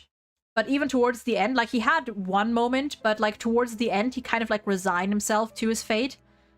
We had Acro in Big Top, who honestly I feel like he was a decent, like for the mess that Big Top was, Acro himself like was kind of one of those characters where like he wasn't a bad person, he wasn't exactly the greatest guy. He was kind of a bit in the middle. There are exceptions, but I'm talking as an overwhelming trend. Like, Inimini has this aloof, cute exterior, but when it turns out she's suspicious, she becomes extremely angry and mean-looking. But I think that's just, like... That's not necessarily just an Ace Attorney thing. I think people in general. That's just a thing for, like, people in general. Especially, like, murderers. Like... I think it does make sense. Like, sometimes they definitely, like, double down on it, sure. Like, yeah, like Mad on Guard. That is one case where it's like, they definitely went for the pure, like, duality of, nice... Like, nice guy, nice airhead dude, who then turns out to be just pure evil. Yeah, people want to appear innocent. You know? Like, you can't really, like, show, like, your true self if you want people to believe that you are innocent, I guess. They don't have a moment where they say screw it and go mask off. Then again, I feel like not every character has that. Let's go through this. Okay, we have, Frank saw it. Okay, yep. Red, White, yep. Manfred Von Karma, yep. Oh, D. Vasquez. Honestly, D. Vasquez, I would say, is one of those, quote, exceptions, where, like, she didn't really undergo, like, a drastic change, even when she was, convicted. Damon Gant, same thing as D. Vasquez, kind of. He, did show, like, his more intimidating nature a bit, but all in all, he wasn't a Manfred Von Karma or a Red White case or something. So that's like 3 for 2 or what? I like her takes on Apollo Justice. I've seen too many negative takes on the game so much that it just got tiring and disenchanted. The only nice things I hear about the game otherwise was on Tumblr. I appreciate that. Happy that you appreciate my takes. Yeah, no. I feel like Apollo... I mean, to be fair, I am very aware that my takes oftentimes might be a bit more positive than general consensus is, because I'm just a type to have a more positive attitude towards media I consume in general. Like, it's not that I don't look critically at things, it's just that if I see something, or if I you know, if I see something that I don't understand, or like I don't get, I try to find explanations, even where they may be none intended. You know, because I think like for me that just makes it more enjoyable to like find a way to like explain this, even if it wasn't intended to be that way. For me, it's more enjoyable to look at something and really try to think of like, why could this have happened? And more often than not, I find something. More often than not, I find an explanation that some people may agree with, some people might think is a stretch, but to me it works. I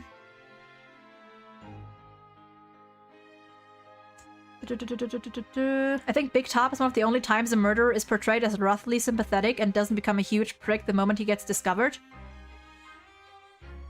You're such a positive person, like how do you not get angry at Teddy and P4?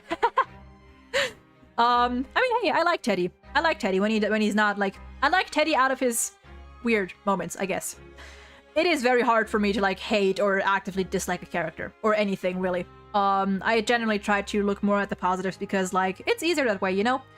I do have certain like things that I dislike and of course and want to ramble about, but all in all, I think it's easier, you know. Like you can be critical while also acknowledging or trying to think of possibilities, you know. I'm not saying we need every villain to be a... I don't know how to pronounce that name, but generally it feels very simplistic. Okay, yeah, actually, wait. Now that you mentioned it, I am actually curious. Okay. How many characters we really do have that are like that switch like that switch up like that have like that mask off moment. We have Red White, I guess. We have Frank Saw It. We have Manfred von Karma. I'd say D. Vasquez and Gant are not really examples for that. So it's 3-2 in the first game. Second game we have I always forget what his name was.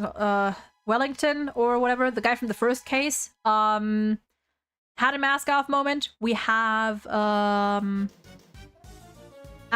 Acro is another quote exception. Madame Garge, who has a mask off moment. What was 2-2? Was Look At Me? Wait, no, Look At Me was case 2. It was game 3. I forgot the fourth.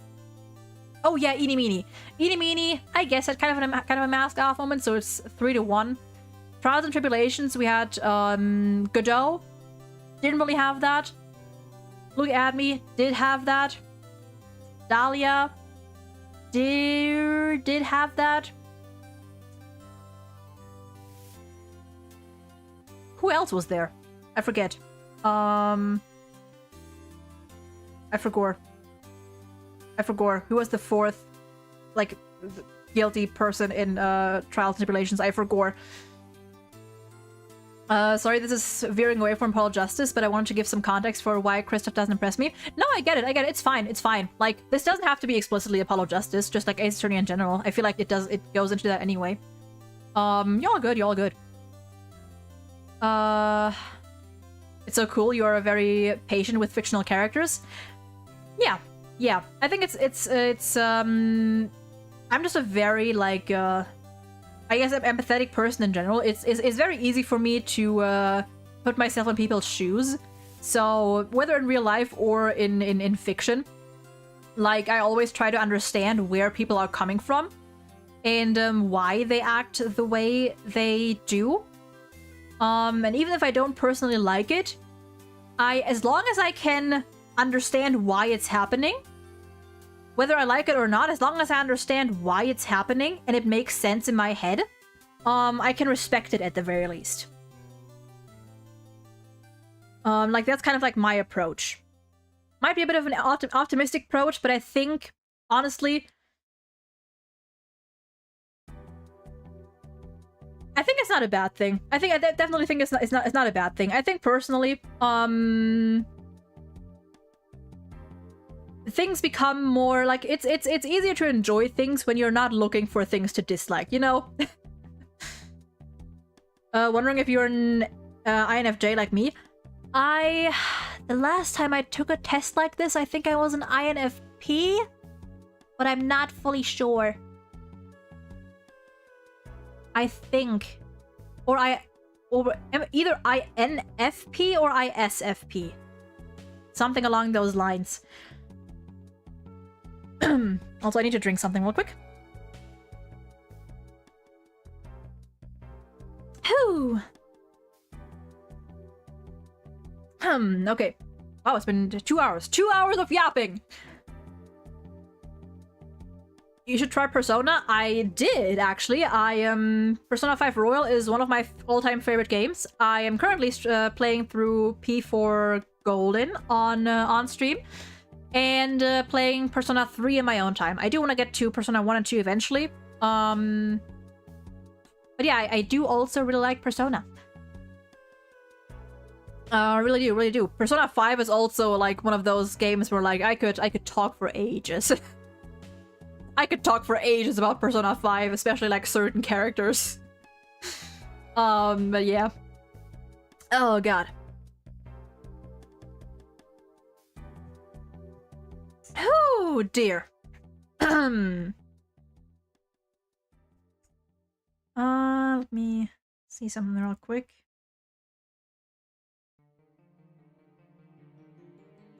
Shreya, thank you for following. Appreciate it. Thank you. Is there no? I thought, why is the alert? Did the alert play? Did the alert play? It should have played. I don't know if it didn't play. Well, fuck. Okay, apparently it does. God damn it! Hello, thank you for following. I appreciate it. Thank you, thank you. But I know, like, God, streams like this are fun. I can already feel my voice going a little, because I've just been talking nonstop. But streams like these are so fun. They're really fun. I want to do more streams like this in the future. That are just like chatting. Because partially because I also think the more I do this, the more I might actually get better at expressing myself properly.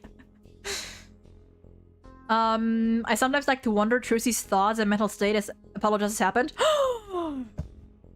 I didn't touch on that yet. Thank you. Hold on, that's something I wanted to get to as well. Oh, another general note on style. Doesn't Ace Attorney feel a bit repetitive in terms of how it's written? Flashbacks, characters, re-explaining information we've already seen? Oh yeah, Ace Attorney definitely does have a problem. Apollo Justice in particular, I feel like. I don't remember how it is with the next two games. Ace Attorney does have a problem of like excessive flashbacks and like sometimes like repetitions at times. I think it's partially the fact it's a visual novel, and visual novels just tend to do that more often. And tend to be more descriptive in general. But yeah, no, like in terms of writing, Ace Attorney definitely has like that's a rough patch, definitely. I understand that it was somewhat because Ace Attorney was intended to be played in short bursts with its chapters, but it's really painful to binge. Yeah, no, I get that. I get that. That's a fair point. That is definitely a fair point. Oh, you're good, Leo. You're good. It's all fine.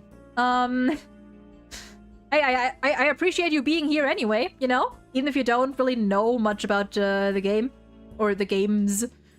Still appreciate you being here. Oh dear. But PSM, that's a good point. Trucy. Another character that I haven't really talked about at all. Trucy's thoughts and mental state as Apollo Justice happened. Honestly, Trucy's character, to me personally, is so sad.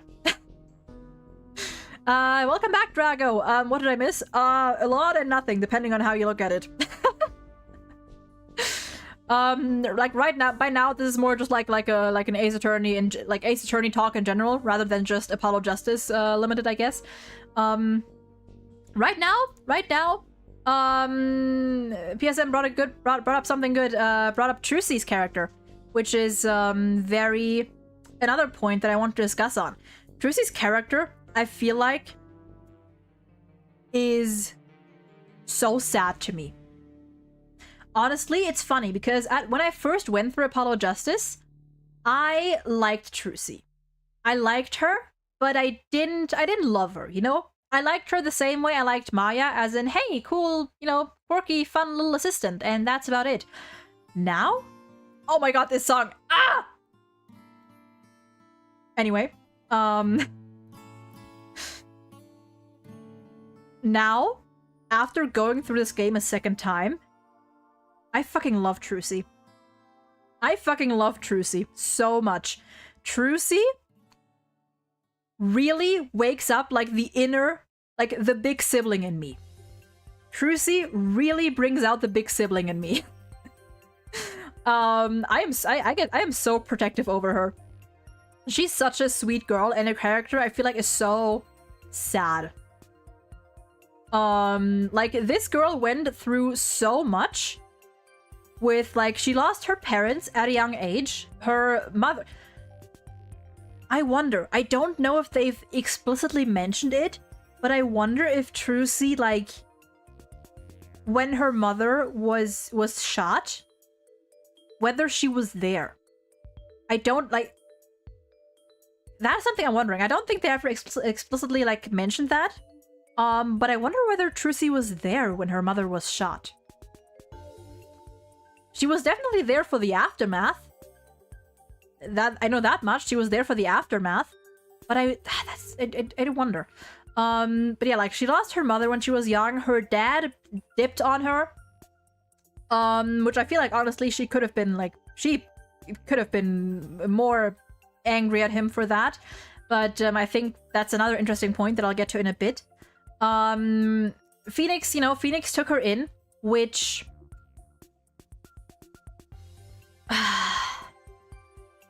I think as much as it was a good thing for her, because, you know, she at least did have someone who cared for her, I think Phoenix being her parent was also not the best in terms of her her own, like, her character. I feel like living with Phoenix didn't really do her well in terms of 1 second.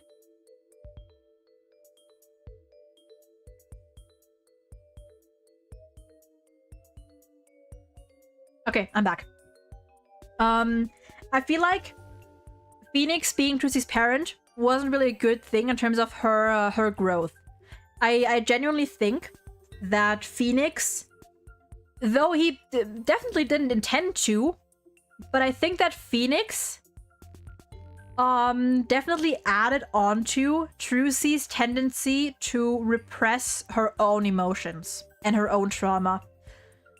I mean, we know that just from a very young age, Trucy was like grew up to be kind of a performer. Like with age, she was already doing like her little magic tricks. She was with the troupe and all that.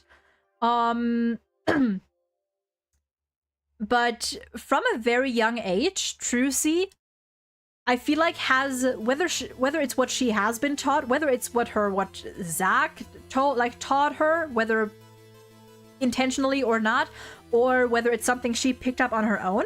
But Trucy has a strong tendency to mask. She definitely masks heavily. It's something that that immediately stuck out to me when we saw that flashback in case 4, where Phoenix, you know, talked to Trucy about taking her in. How we see that initial sprite with Trucy, you know, like having her head hung and looking away and kind of being like silent for a while as Phoenix, you know, laid the news on her.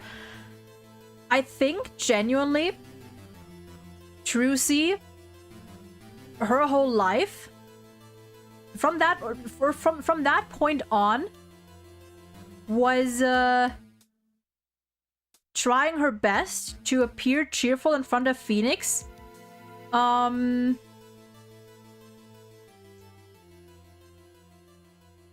To like not... Like, Trucy is very perceptive. Even from a young age. Like, they established that. Trucy is very perceptive, and she is very, like, sensitive to other people's, you know, feelings and stuff. Or not just feelings, like the way they behave, their habits, and all that kind of stuff, you know? And I feel like Trucy, from the moment Phoenix decided to adopt her, she knew what a wreck that man was, and kind of took it upon herself to be the more responsible person in their relationship. She kind of took on a role or a responsibility that she should have never had to. From like, at the very least, like from at the very least since her time with Phoenix, but maybe even before that, because I'm gonna be honest, I don't think Zach was a great parent either, even before he disappeared. I think Zach very much treated Trucy not just like his daughter, but also a fellow performer. And I feel like that might have messed with Trucy as well, in that it twisted her understanding of when it's like, when or and whether it's alright to, like, twisted her understanding of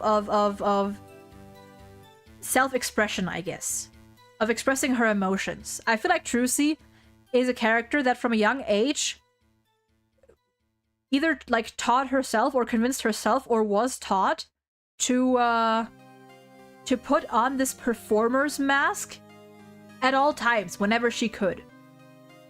And we see that we see it in case 4 with her and Phoenix, when like Phoenix is pretty much like struggling to like tell her that she has no living family and offers her to stay with him, and Trucy sensing that he's very much struggling and trying to cheer him up. And then like later on, even where we rarely ever see Trucy feel down. We rarely ever see Trucy really like sad or truly upset, except for a few select cases when she's with Apollo, which honestly I find so it kind of gets me that the main times we see her kind of like let loose just a little is with Apollo. And it makes sense because, you know, they spend the most time together throughout the game. She probably spends more time together with Apollo than she does with Phoenix. And Apollo is her big brother figure. Sorry if this is rude, but I have no idea where you're pulling this from. This must be like subtext because I don't remember any of this. Oh yeah, like what I'm talking about right now is like none of this, or pretty much none of this, was ever like explicitly mentioned. This is like my interpretation of scenes from the game and interactions we've seen. And like my understanding of Trucy's character. Like this isn't like something that was like explicitly stated. This is like my analysis of just Trucy's, the way we see Trucy in the game. So it's more like subtext that I'm getting this from.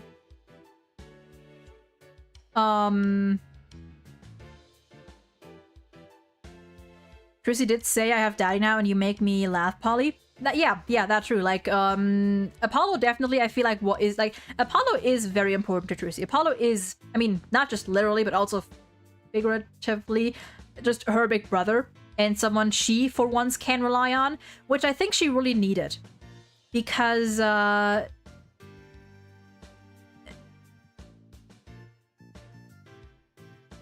mean, we know for damn sure that, again, as much as Phoenix cares for her, he does not he does not appear to be the kind of parent, like the parent that she really needs. He does not appear to be looking after her in the way that she needs. Oh hey.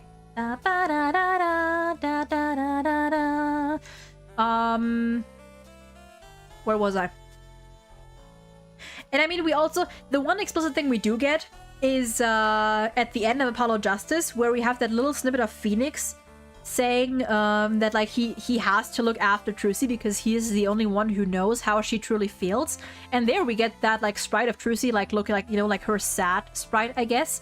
Which it's a small scene, but it is another indication of how Trucy really is like masking a lot of the time, probably like most of the time, like a lot of the time we see her in the game. Like she is she appears very like airheaded and upbeat, but there's more to it. And I'm partially saying this because like just thinking about it logically, like a child like that, a child losing her parents at the age of like, I don't know when exactly Talassa died, or quote died. I think it was like losing her parents at the age of like 7 to 8, probably never getting any proper counseling for it, and then getting taken in by another father figure who doesn't really know how to parent properly and is also rather negligent. And growing up with this mindset of, like, being a performer. Like, just when you think about it, like, there is no way a child like that has any, like, healthy coping mechanisms or just a healthy mindset altogether. You know? Like, I'm not saying, like, Trucy is, like, depressed beyond repair or anything, but she definitely is hiding a lot of her emotions. She was forced to grow up too fast, too soon. Exactly. Like, she was forced, or whether it was forced or she forced herself to take on burdens and responsibilities that no child should have taken up. No child her age and her situation should have to take up. Not just about that Zach's death, like just in general. Like, the way they portray Trucy in game, like, there is no way she is actually doing fine. There's absolutely no way. Definitely. Like, I say this also as someone who has a 15-year-old sister. And like, who also has a sister who lost her father at a very young age, and whose mother was very much like negligent, and who also had a pretty rough childhood. Like, this might be just me partially projecting from my own experiences with my own family, my own sister, but like, I just don't believe it, you know? Like, I don't believe Trucy's constant happy-go-lucky attitude. It wouldn't make any sense. And maybe that is me, like, mildly projecting here, but just from a psychological standpoint, there is no way a child like that would be all right without years of possibly like years of proper counseling and a healthy environment, a healthy, stable environment. It's also important to consider that, like, I totally forgot. I only just remembered that Trucy also, we know from what Phoenix has told us that, or you know, like, you could argue that maybe he was joking, maybe he wasn't, but it wouldn't surprise me if, like, Trucy, she didn't grow up in a stable environment. She had Phoenix, sure, but they do imply that she's also had to, like, transfer schools quite a few times, and you know, with Phoenix not being the most wealthy person,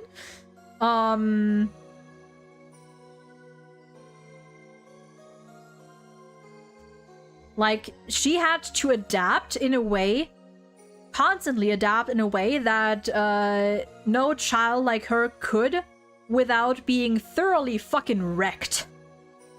Put simply. Her smiling demeanor also could be her grasping for a sense of a normal childhood that she never got to have. Yeah, it could, like, I did also think about the fact that for a 15-year-old, Trucy is as mature as she can be at times. She is also still very much a child at heart, even for a 15-year-old. Like, she is very. Listen, I'll take ADHD Trucy with me to the grave. That just being pointed out. But even besides that, she is very cheerful and finds joy in things the same way a younger child would. I feel like her cheerful attitude in the present is also her kind of like trying to, especially with Apollo, who does kind of serve, who is kind of, or who has grown to be that pillar that she might have needed. I think that present Trucy's attitude is also partially her trying to, like, catch up on her childhood in a way that she wasn't able to when she was younger, you know? Like, just have fun in a way that a child that she should have had as a child, you know?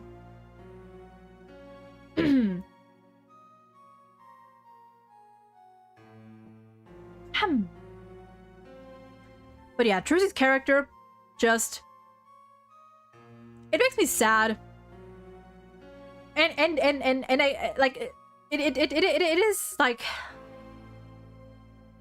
she is a sad character when you really think about it. But I also I love her very dearly. Again, as someone with a younger sister like her age, who partially went through like similar things, Trucy's character really does mean a lot to me. Really does.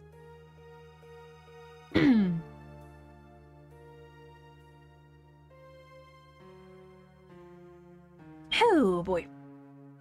Oh dear. My throat is starting to starting to make itself known here.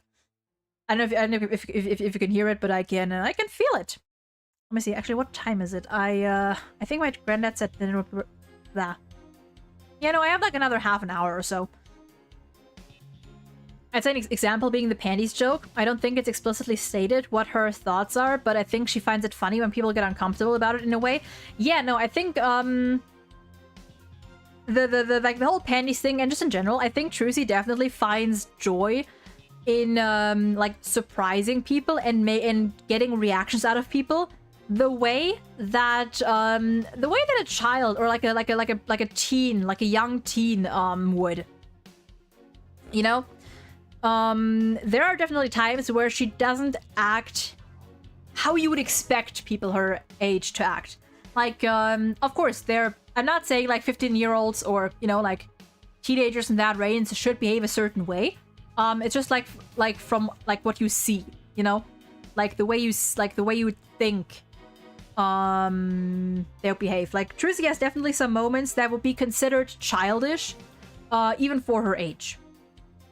And I think it's partially like her trying to like relive, or not relive, but like live out her parts of her childhood in a way that she just hadn't been able to. I think that's very interesting. And again, I do think that Apollo coming to her life was definitely like a huge deal for her, because again, Apollo, I think, is the sense of stability that she needs. Like, Phoenix is all over the place. Phoenix cares for her, but he's all over the place. Apollo, is more grounded. He is more grounded and has a better sense of what's considered like, quote, normal, I guess. And I feel like that is something that Trucy really needs. Someone to be a bit more stable, someone to potentially lean on. And someone she can, like, confide in more. Because with Apollo, she also doesn't seem to be as, like, she definitely lets loose with Apollo a lot. And, Apollo doesn't have the baggage that Phoenix has. Like, yeah. Thinking about Apollo and Clavier's dynamic, they weren't old friends like Miles and Wright were, but they interacted in times of tragedy. And I have two main things in common. God, Clavier and Apollo. Whoo! Even without my shipping goggles on. Like, god damn, those two make me insane. Those two make me so insane. I love Apollo's and Clavier's dynamic so much. I don't know if I love it more than Phoenix and Edgeworth. It's different. It's different. It's refreshing. And I don't know. They both want to find the truth no matter what, and they both were greatly affected by Kristoff's actions. Yeah, like, Apollo's and Clavier's relationship definitely has, like, so much potential. And, like, even reading between the lines for these two, there's definitely a lot that you could unpack there. God, I need a fucking Clavier-centered game that dives into his, not just him in general, but his relationship with Apollo as well, and just other characters in general a lot more. God damn! Man! Ah! I need it! It's... Clavier as a character is... My god! I went this entire stream, and I barely fucking talked about Clavier! Jesus Christ! Wow! Wow. I barely talked about my fucking favorite character because I think Clavier actually might be my favorite character in this whole game. I like no kidding.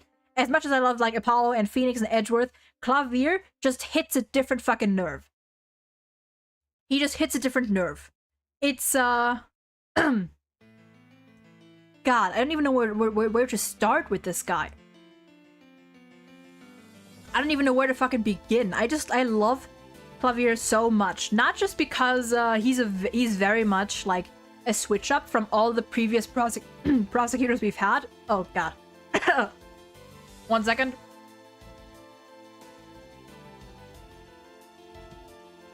Oh god. Clavier was one of the more popular characters in Apollo Justice, so it's not impossible, just improbable, sadly. Yeah. I mean, like, after Apollo Justice, they really kind of threw the Gavins away. For some fucking reason. Like, genuinely.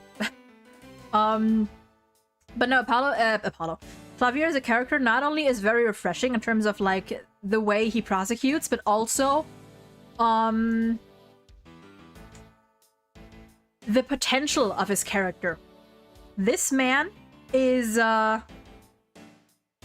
so interesting in an entirely different way.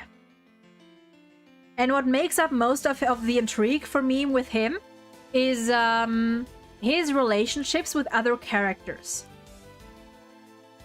When you really look at the way he interacts, or just like his stance towards Apollo, Phoenix, Kristoff, Darien even, there's so much you can unpack there. Because as simple as Clavier is, he is also sort of a multi, like faceted character. Depending on who you pair him with. Oh, and Emma. I almost forgot Emma. Depending on who you pair him with, you get like these subtle instances of just a completely different Clavier. He is, to elaborate. Okay, let me see. I'll try. I didn't write anything down for this, so I'll try my best. Clavier, at first glance, when we first meet him, the first impression Clavier gives is basically just a guy. Pretty much. Just a dude. You know? Like, just a guy who does his job and who wants to find the truth. Which, in itself, is already, like, interesting to me because it's just so different from any other prosecutor we've had. Even Miles. Miles eventually got to that point, but Clavier was just that from the start. Clavier was just all around a free spirit. Or he gives the initial impression of a free spirit. So that's number one. Like, the first impression of him is just a nice guy. You know? Just a free-spirited, nice, casual guy. That's the impression of him we get in Case 2. Case 3, I appreciate a lot because it gives us an insight of Clavier outside of the court. A decent insight of Clavier outside of the court. As not just the prosecutor, but just Clavier as a person. We get to know that despite the persona he keeps up in court, where he's usually rather, you know, collected and kind of knows what he's doing or just goes with the flow, we learn that out of court, he is he's much more emotional and impulsive than he lets on during trials. Or than he lets on in public, kind of. We get to know he's much more... We get to know that he's very much a perfectionist in... not necessarily... in maybe everything he does. Maybe. And maybe that's also... Maybe that's also just, like, in the family. Just in Clavier's case, like, it manifests in a different way. But we get to know that when it comes to music, he's very passionate, but also very perfectionistic, very, very detailed, and he definitely holds a lot of it seems like he holds a lot of high expectations, not just for himself, or not just for his music, but also himself. I'm reminded of that one scene in where we talk to him and Darien, or we catch the two of them in like an argument about that one guilty love performance, and he. Let me see if I can find actually the original quotes. But he talks about like he sort of equates Darian's performance, or just their performance in music, to their general attitudes towards their job and just like trials in general. Like when we talk to him, and he complains about the performance, about Darian's performance, him like being like offbeat or something, off sync in the song. He like drives it up to an like insane point. He's like, what does he say? Like, whereas Darian's like very nonchalant about it, like, oh well, I fucked that up. So what? You know, like, too bad. I missed the timing. Clavier goes above and beyond and is like, that attitude is what lets murderers walk free. And he's like, we can't do this. Like, we can't do our job right if we're not perfect. Like, he's very much as easygoing as he appears in court. I feel like his attitude towards his job and himself, he has very high expectations. And that, I do think that might be like a remnant of Kristoff's teachings. Where he just expects himself to be perfect at all times. And if things just go the slightest bit wrong, as we've seen, like in that whole case, like he doesn't handle it well. He really doesn't handle like mistakes all too well. It's really fascinating because it's already a contrast. Like, Clavier in court and out of court are in a way similar, but also like two opposite ends of the spectrum. Clavier did mention that Apollo is refreshing to him. He mentioned how none of the previous lawyers he worked with were so forthcoming with info, which is something Miles and Wright would never do. Also true. Yeah. And that kind of goes for in like both cases. Even Clavier with Apollo is like very much like he's very upfront with Apollo where he can be. He definitely like shows he's more open with us than Edgeworth was with Phoenix when it came to like cases and sharing information about evidence and all that stuff. Gotta wonder how long Gavin and Darian have been friends. They must be close if they can survive an argument. I mean, they did. I mean, assuming that Darian was in the band from the get-go, they'd been at least like partners in the band for like 7 years-ish at that point. So that is a pretty long time. That is a pretty long time. And according to Darian, like, this attitude of Clavier's, this perfectionist attitude, like this really, really perfectionist attitude, has always been with Clavier. Like, it's not something that just so, like, that's what was, like, out of the ordinary. Just really, really, interesting. Then, we get to see him in Turnabout Succession. And there, we get to see another side of Clavier in regards to his relationship with Kristoff. We get to learn that Clavier, despite, you know, he acknowledges that Kristoff is, you know, not a great guy. Like of course, like he knows that Kristoff got arrested for murder and it was in jail and everything. But throughout a good chunk of that case, it's clear that despite everything, Clavier definitely cares for Kristoff in an how do I say that? How do you say that? To the point of like denial. Like, Clavier cares about Kristoff to the point he doesn't want to believe he doesn't want to believe Kristoff's actions. I have a feeling that even, you know, despite him already knowing that that Kristoff is a murderer, you know, like in the 4th case, like Kristoff was convicted for murder in the 1st case, but even so, he's kind of like still in denial that this whole scheme could have been him as well. He gets over it pretty quickly. I'll get to that in a bit. And when Kristoff finally takes the stand, or even before Kristoff takes the stand, like, Klavier throughout that case seems very much at odds with himself. Maybe denial is a strong word, but he's very much conflicted.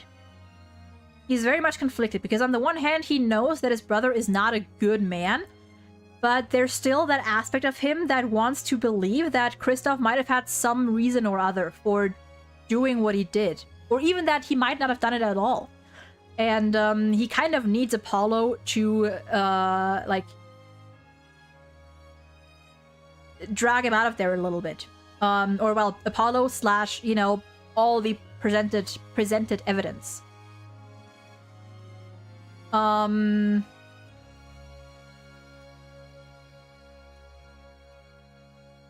on. I'm losing my thread. I lost my thread. Hold on. Give me a second here.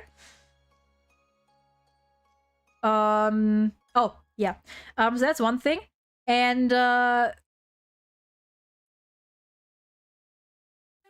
I still find it fascinating how, even though it's just like brief instances, we see how Kristoff's teachings, and, you know, now that I talked about, like, Turnabout Serenade and his perfectionism, I feel like I'm only reinforcing my point here of how much Kristoff really, like, influenced Klavier's, like, just Klavier as a whole. Like, this perfectionism, I feel like, could only have come from Kristoff's teachings, or at least mainly. Because Kristoff's attitude is, like, accept nothing, like, first rate in everything except nothing less, and that is Klavier's attitude towards his music, towards his job as well, seemingly. So it's interesting. It's so interesting. He gets over it pretty quickly, like the time between his desperate line of "prove it" dispel these doubts, and him calling Kristoff's bluff and saying that he's old and not needed anymore is pretty quick. I do think that was a little bit rushed. Okay, you know what I think it also is? I think it's also, we would have, like, I feel like we needed one more, I feel like we needed an extra sprite. I feel like we needed an extra Klavier sprite that wasn't him sweating at the stand. That wasn't him sweating behind the bench, or like him smiling in some way or another. I feel like we'd needed like an in-between sprite of him, like, I don't know, like just like frowning or scowling more, like something more neutral, or, you know, in between the confidence and the clear struggle.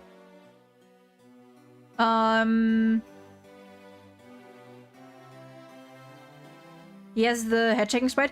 Yeah, but I feel like even then, there were like certain scenes. Oh, that one you mean. Yeah, but I feel like we could have needed a more like neutral-ish sprite, like one that's not as extreme. I feel like that could have been a lot better. If like that could have helped a lot in showing Klavier's real emotions, because some of his quotes or his lines, where he slams his hand like against the wall behind him, what he says and his sprite seem kind of like they don't match up quite as well as they should, and I think that's kind of an issue. I feel like that might also be a reason why it seems like the switch up between him like struggling and being desperate and getting back on his feet seems so abrupt, because the changes in his sprites are very abrupt. Like it's either he's sweating behind the bench or holding his head in his hands, or he's smiling and looking very sure of himself and very determined. There's no in-between. I feel like that, honestly, might have been like a big chunk of why some of those scenes seemed so abrupt. I feel like we would have needed an in-between sprite of that. We never got a reaction out of Clavier of him hearing about his brother's first arrest. We were robbed. God, we were so fucking robbed. I would have loved to see it. God. And this is something that, another case of why I think, like, we really need an Apollo Justice anime, because they could do so much with Clavier. Like, I do think that, because of what I've mentioned earlier, of Clavier having this court persona, where he tries to be, like, very, like, his rock star, or his prosecutor, like, his smooth and collected self. I think that, because he tries to keep that up in court at all times, we don't really get a good chance to see his real feelings. Like, he tries to keep that persona up as much as he can. And in the trial against Kristoff, I think that might have been what happened as well there.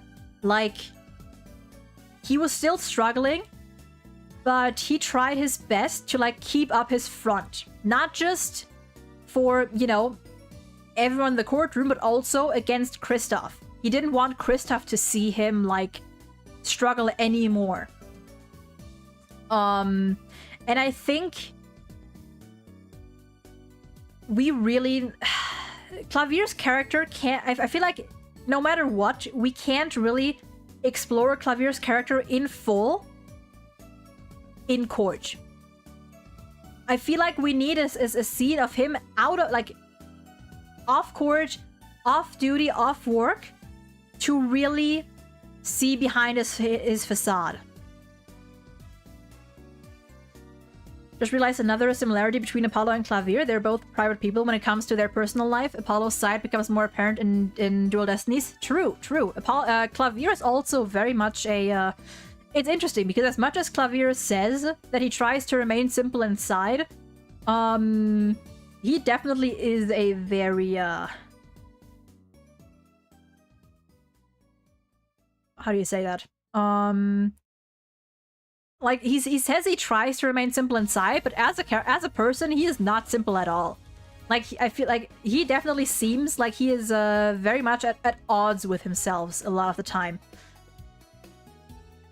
Like, in terms of his work, yes, he is rather simple. In terms of, like, his job, he has one goal and he tries to get there as best as he can.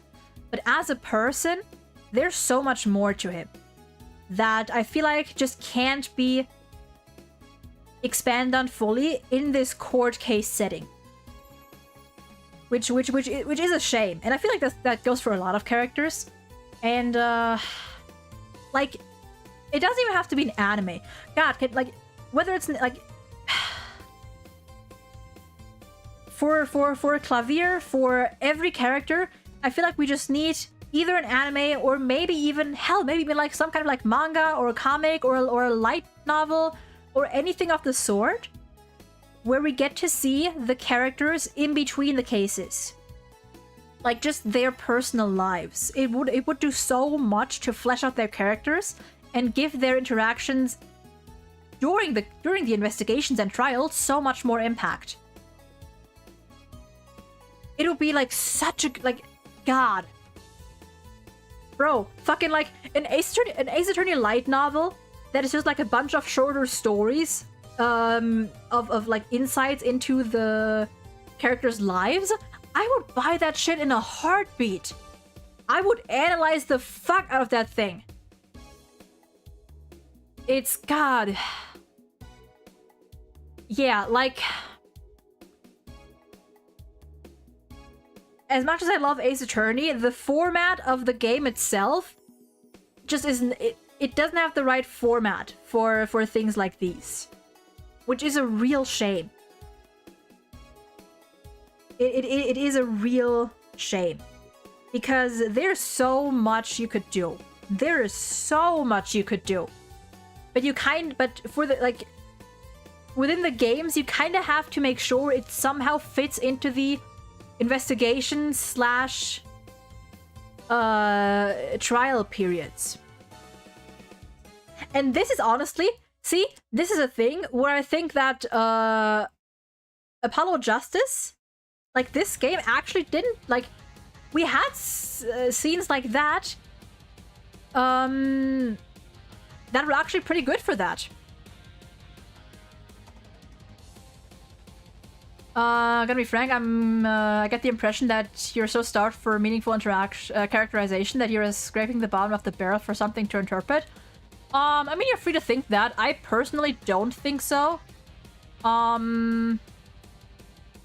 Personally, I don't think so. I do know that I tend to look deeper into things than others might. But I don't think most of what I say is like too big of a stretch, personally. Like, if you're free to disagree. Personally, I don't think so. Again, like that's the point of like interpretations. Like, I'm not like many of the things that I say are like never like explicitly mentioned. They're just things that I think one can gather from really analyzing the character, the dialogue and everything, and circumstances and stuff. That's just my personal view on it.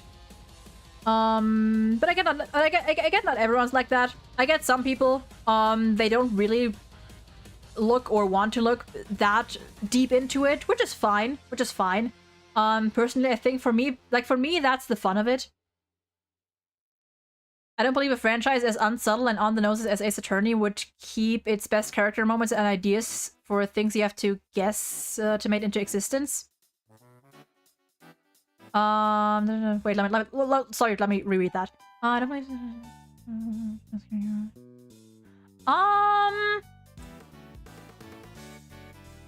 Here's the thing. I don't think Ace Attorney is...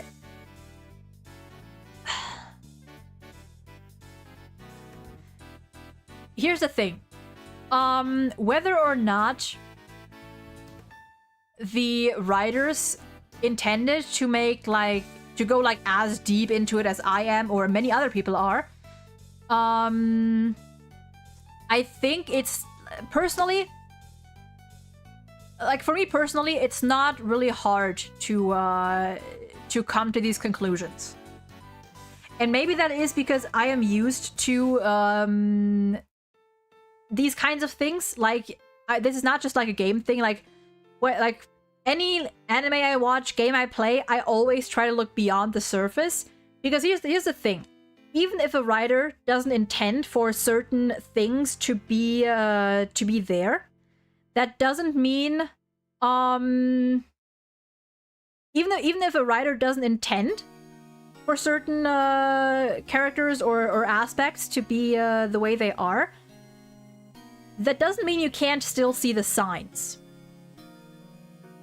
Like this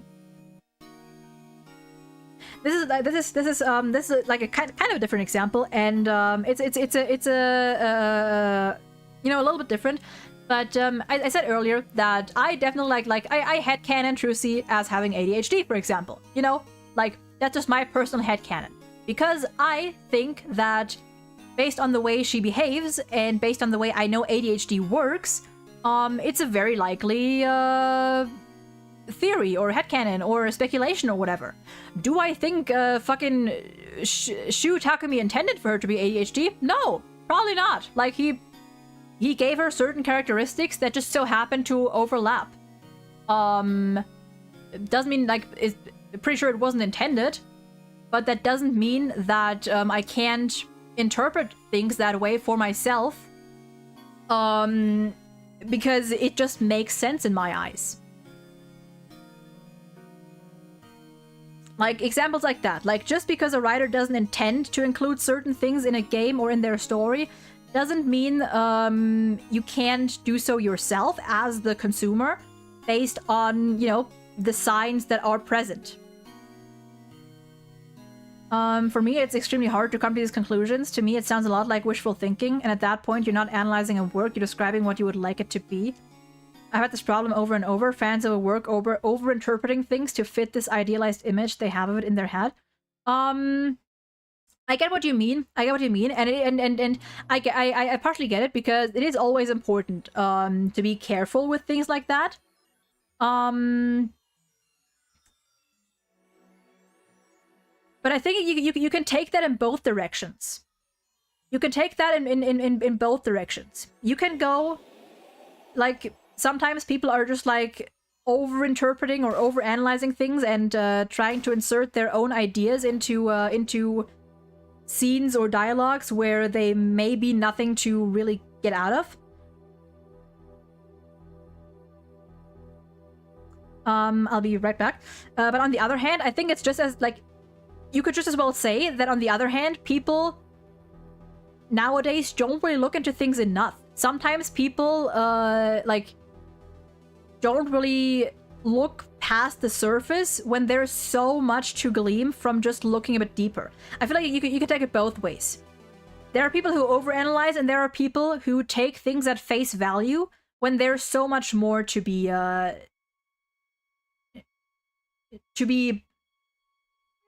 like explored beneath the surface. All right, I'll be right back. Give me like, actually, this might be a good time for a break. Give me like, we're gonna take a little break here, and we're gonna get back to that because my dinner is ready. 10-minute break. I'll be back soon.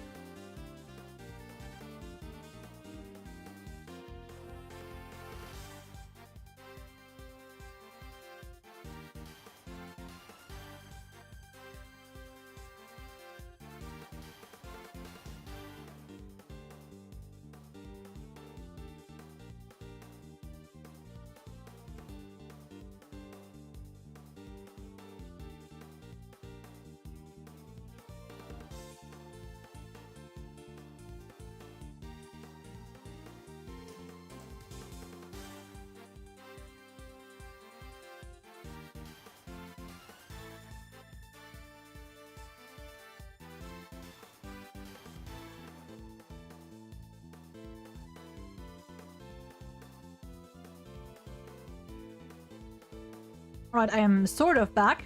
I'm gonna be eating it in between. I hope you're not gonna hear it. Oh, hello. I actually do. It's funny that you mentioned that, because I definitely get what you get. I understand what you're getting at, and many of these things that I say, I definitely did.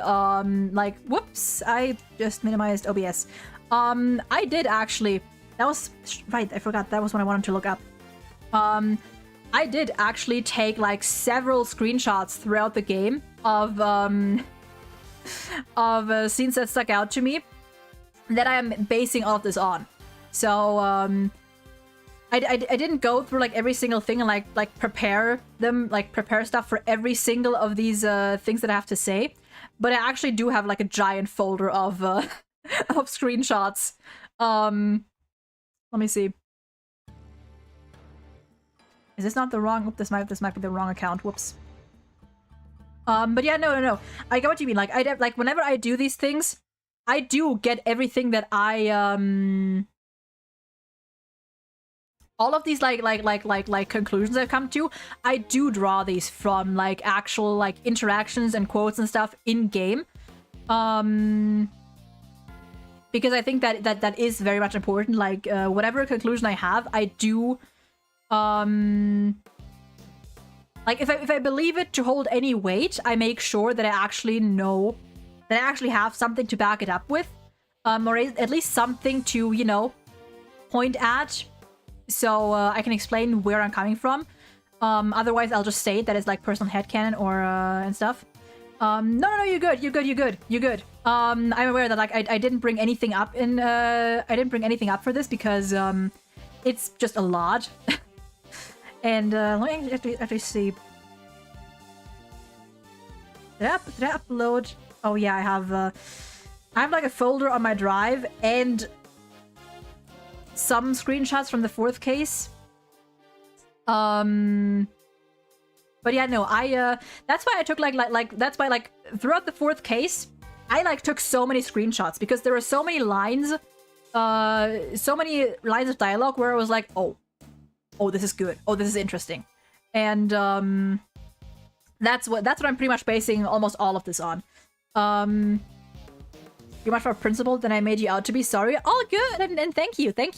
I mean, no, I get it. I did kind of sit here like rambling, and I mentioned I was talking about my conclusions in a more vague manner, just because I didn't have like the explicit lines that I thought of in my head ready.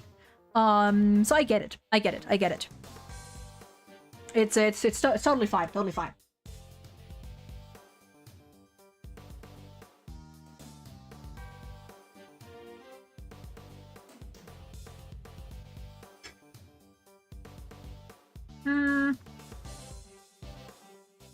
Actually, let me check.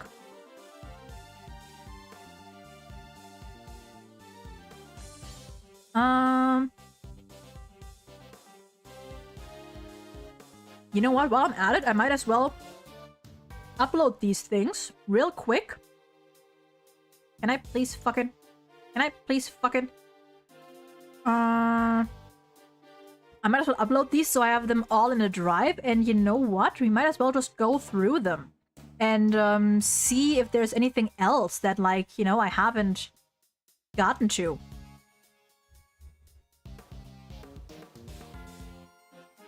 Whoops, that is not the right thing. Whoopsies. Oh yeah, these are a lot of screen. I think these alone. I think just the ones from like case 4. I have like, what's that? 8. I have like 50 screenshots for like case 4 alone, I think. Oh dear.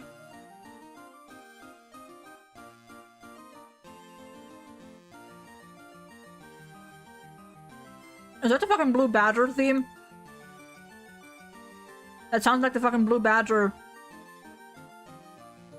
No, never mind. I was misremembering.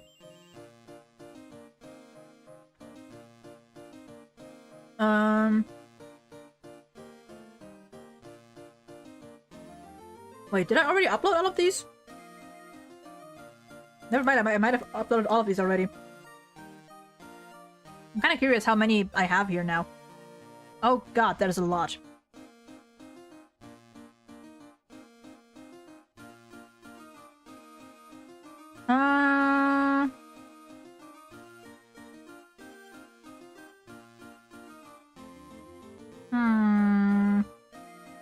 Oh yeah, no, I just think I actually did upload all of them already. Yeah, no, there's a lot. There's a lot. Like I could, I don't know, maybe I'll,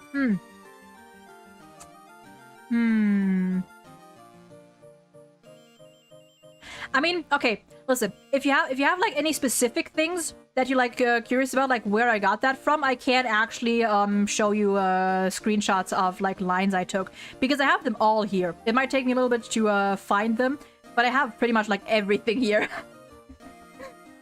But like rest assured that I do think it's very important to like have these things like, you know, like not jump to conclusions outside of the game, you know, or not jump to conclusions without anything to back it up. Overanalyzing characters for the Ace Attorney community is not limited to Apollo Justice. Some did write a 2 hours video essay on Francisca. True. I think I've seen that. I actually haven't watched it though. You mentioned the thing about Phoenix having problems with repressing his emotions, or was that Trucy? Oh, yeah. Let me think. That was actually more in the first 3 games. That's actually something that springs forth more in the first 3 games, because we never see Phoenix talk about himself, really. Or not never talk himself. The main example that like springs forth with me here is I actually did see a really good thread on this. Wait, let me see if I can find it. I actually did see a really good thing on this. Was it on? Oh god, did I bookmark it? I hope I bookmarked it.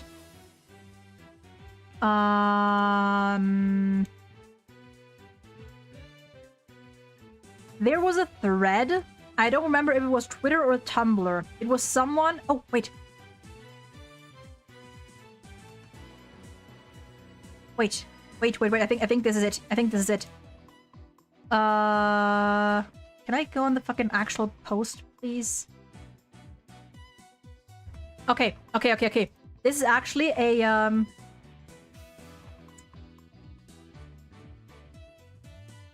thing. It'll turn out I was wrong and I'll have to eat my cravat.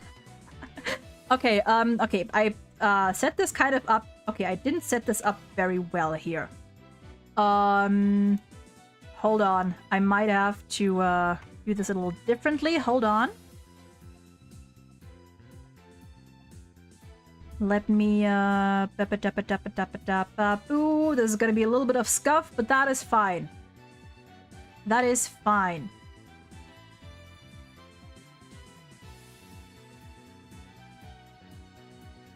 Oh, I think there it is.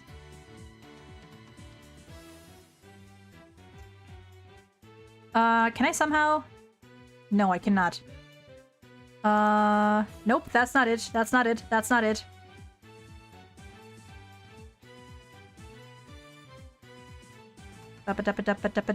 Okay, it's a thread here that I think it's mostly on Tumblr. About someone writing about Phoenix and how often like his tendency to deflect from like talking about himself or sharing things about himself.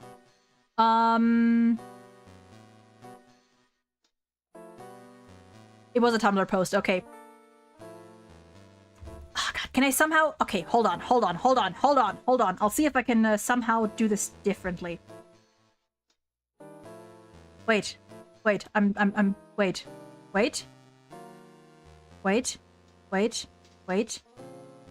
Yeah, you found it? You found. Okay, yeah.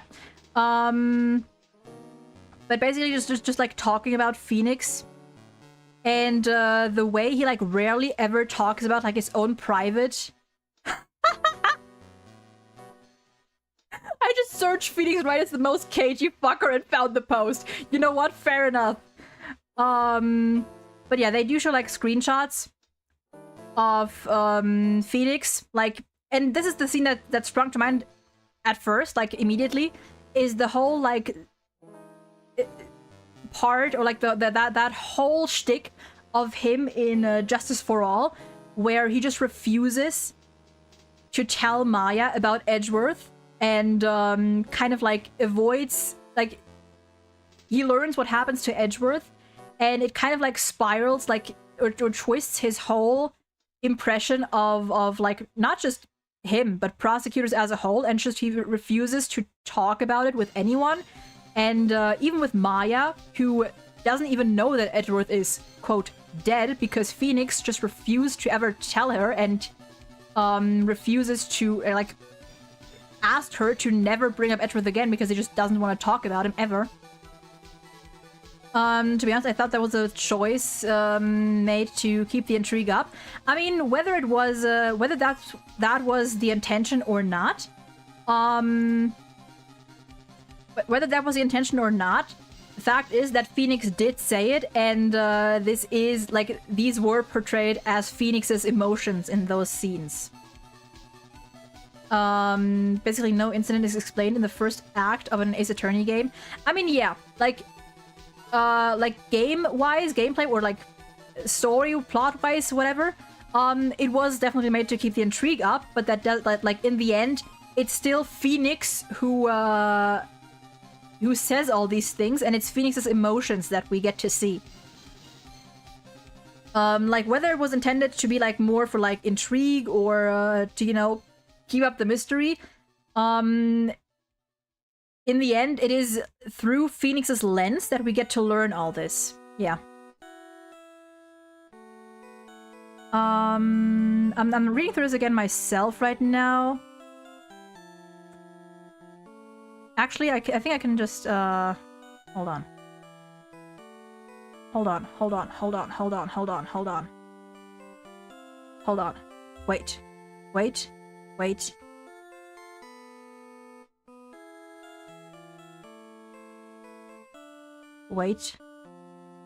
I'm too lazy to try and like crop out things right now. So this is gonna have to do. God, I can't, man. Just want to ask you quickly about the word Fräulein. Is it considered offensive? Because if it is, I don't think the translators of apologies. It's not. No. Fräulein is a pretty normal word. Fräulein just means like young lady, or miss in German.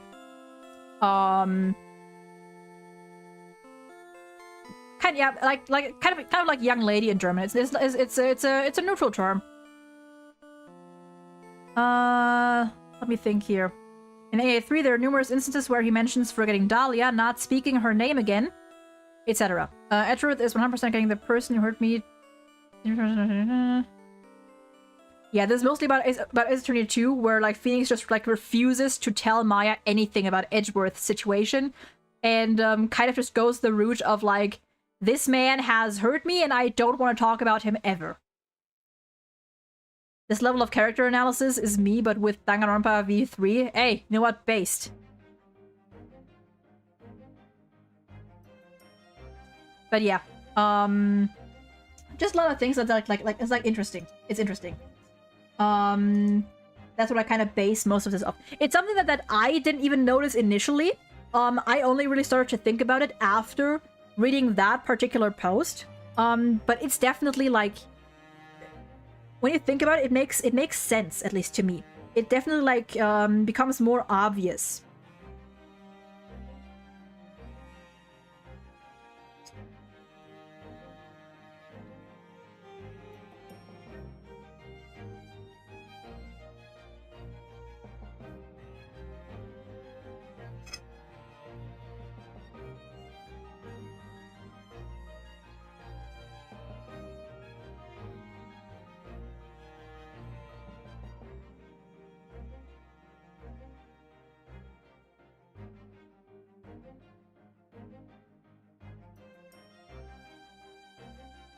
I was just hearing talk about how it is belittling to call a woman that, but I didn't find a source outside of internet talk.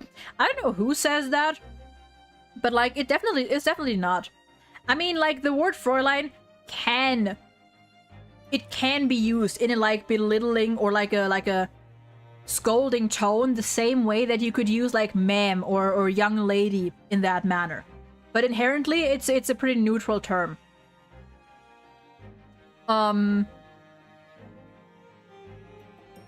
Yeah, I don't know who says that, but like as a German, as a German who has heard that word her entire life, there's nothing wrong with it.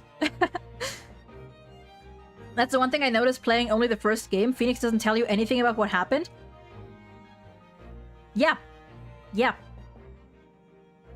I mean, even in the first game, we have,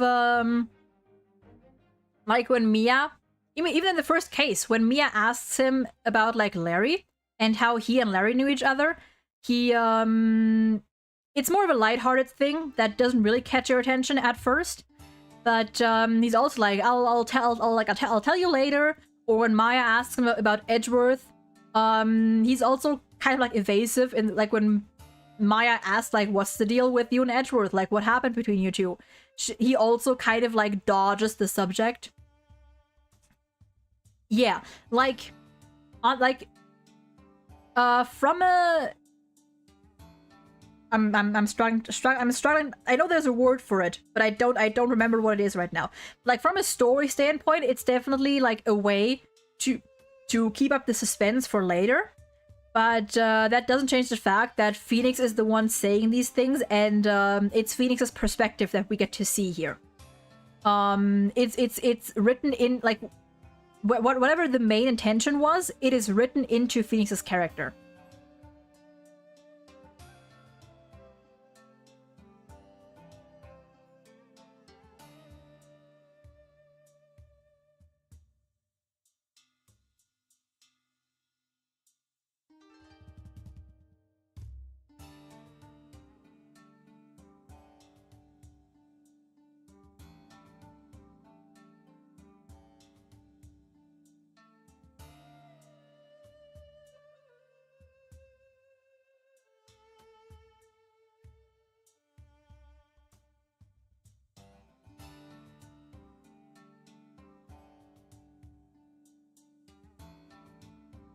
I want to bring up a fact for the Gavins quickly.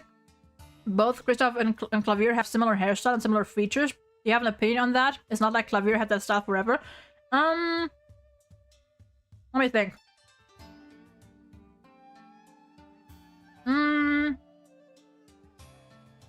I do think that the hairstyle thing is kind of just Klavier wanting to match with his brother. Honestly, I think that's genuinely it. Because like he's like, apart from the hairstyle, for the most part, Klavier and Kristoff are like almost polar opposites of each other when you really look at them. I think the hairstyle was really just Klavier wanting to match with his brother. I feel like that's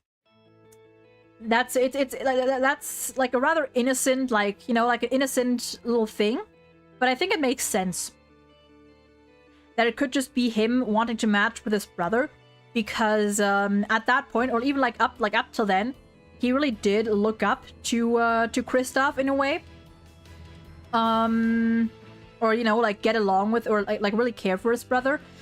And I think after that, I do know that he keeps that hairstyle onward as well. I think after that, he might have just like come to recognize it as his own thing, and maybe just like a hairstyle he likes, or doesn't want to get rid of. There might also be some like more sentimental value to it. We don't know. But I think initially it started out as just like an innocent let's match hairstyles. Also, hearing my Fräulein has been normalized by Genshin. I forgot that's I forgot Oz says that the entire fucking time.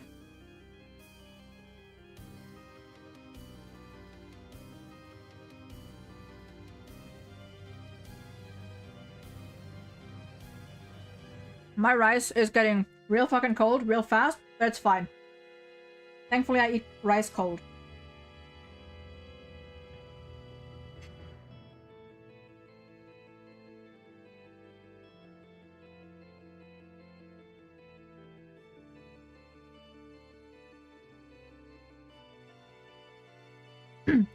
That's the word. Yeah, reclaim. I feel like after that he might have tried he like at first it was like just like a pure desire to, you know, be a little more like his brother, but after that he wanted to kind of like reclaim it for himself and make it his own thing. I feel like that might have been that would be a good way to look at it. Ow.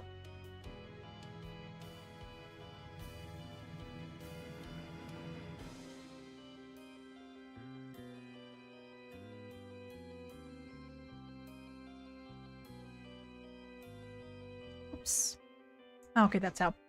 I'm going through like some of like these screenshots I have right now, and I see, I think or like I, you know, try to see if there's anything else.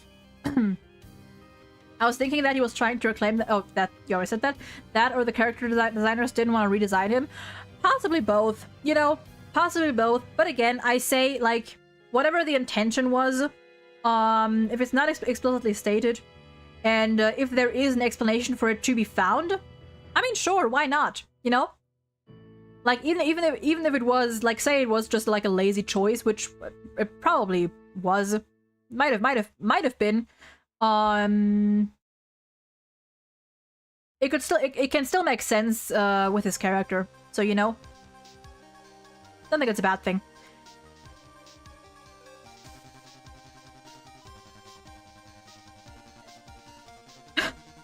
Okay, but to be honest...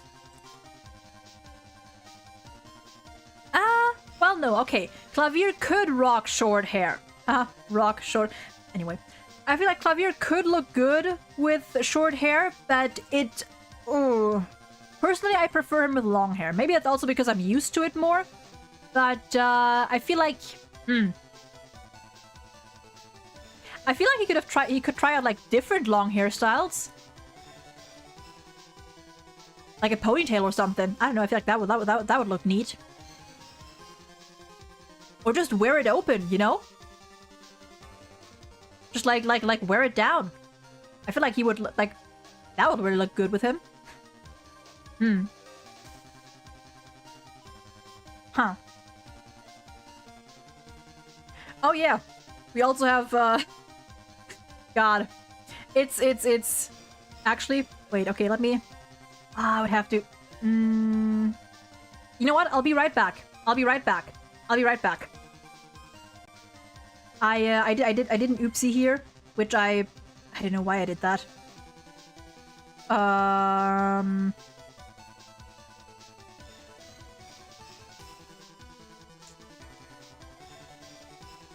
Okay, hold on.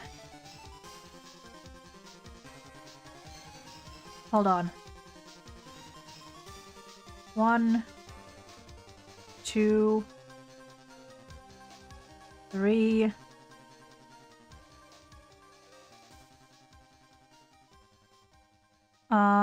What if we do this? And,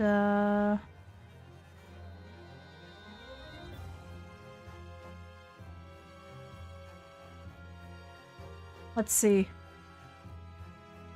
Wait.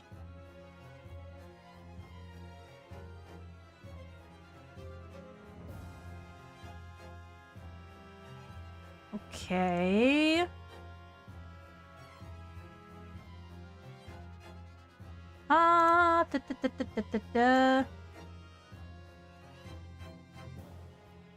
No. What am I doing? What am I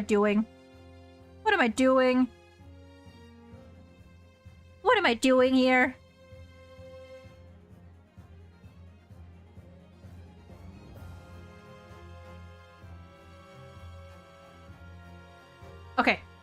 Okay. Bam.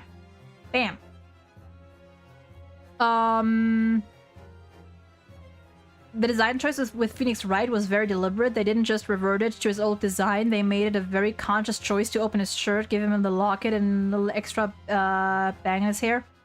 True, true. I wonder how the original trilogy characters would try to support Phoenix through those 7 years of disbarment. I don't want to say too much on that because I feel like some of that, we do hear some about that in Dual Destinies. So I don't want to get into that too much.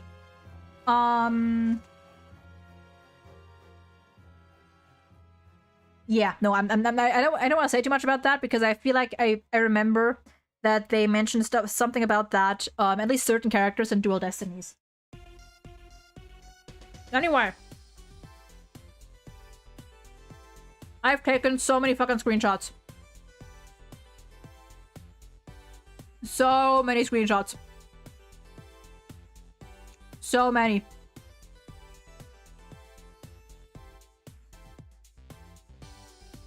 So, yeah, again, like, it sucks that they don't show, like, a preview of these pictures. I feel like they should. But yeah, no, I have, like, over the course of this game, I've taken so many screenshots. So I did some research there.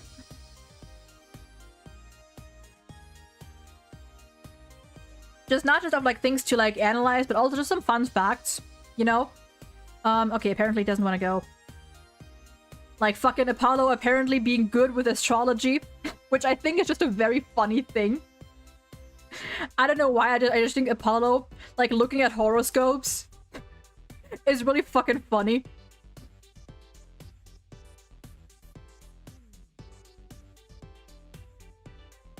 Yeah, no, there's some like both like there's some fun just some fun screenshots in here, and stuff that I use for that I actually base like my my stuff on.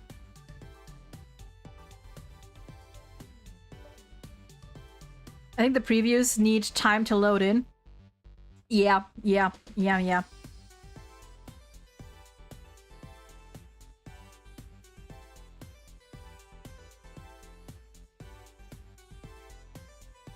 Yeah, this, like, it's interesting how Phoenix is like, I was pretty lost these first few days, after he took Intrusi. But, like, that implies that now he thinks that whatever he is doing as a parent now is, like, good enough. Which, just from what we see, from an outside perspective, is, beyond just debatable.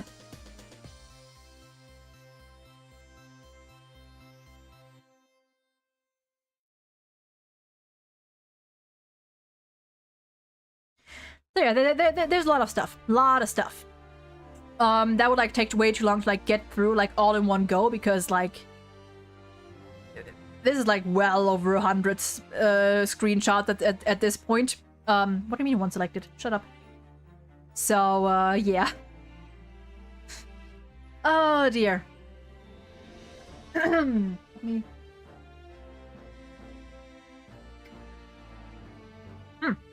Okay. But I think... Let me see.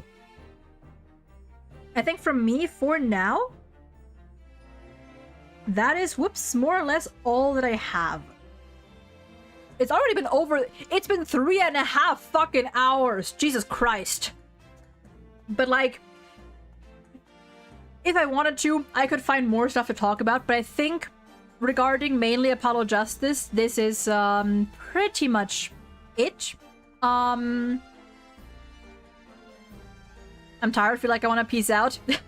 Yeah, fair. It's been a long stream. And honestly, I enjoyed it. I enjoy doing these kinds of things. I'll probably do this with Dual Destinies once I finish it too, and Spirit of Justice and stuff, and probably any long game that I finish over the, you know, like on stream here. Or maybe other stuff. Like, these streams are fun. They're very chaotic, but I think that's part of the fun, you know? Like, being able to just like jump back and forth. And over time, I'll hope I'll get better at, like, expressing myself properly, you know? Like, in a way that isn't too all over the place. One last thing, I believe you can evidence a lot of your claims about this subtle characterization.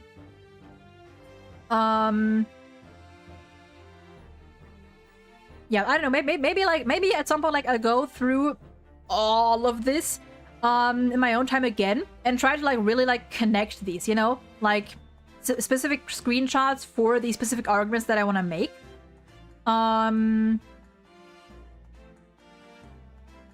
Also just for myself, so it's a little easier to keep track of. Also, wait, is the there we go. There's chat. But when we have a game series whose text length could rival Moby Dick, I wonder how much actual fluff and nothing burgers you have to work through to actually get at this. Quite a bit. But I,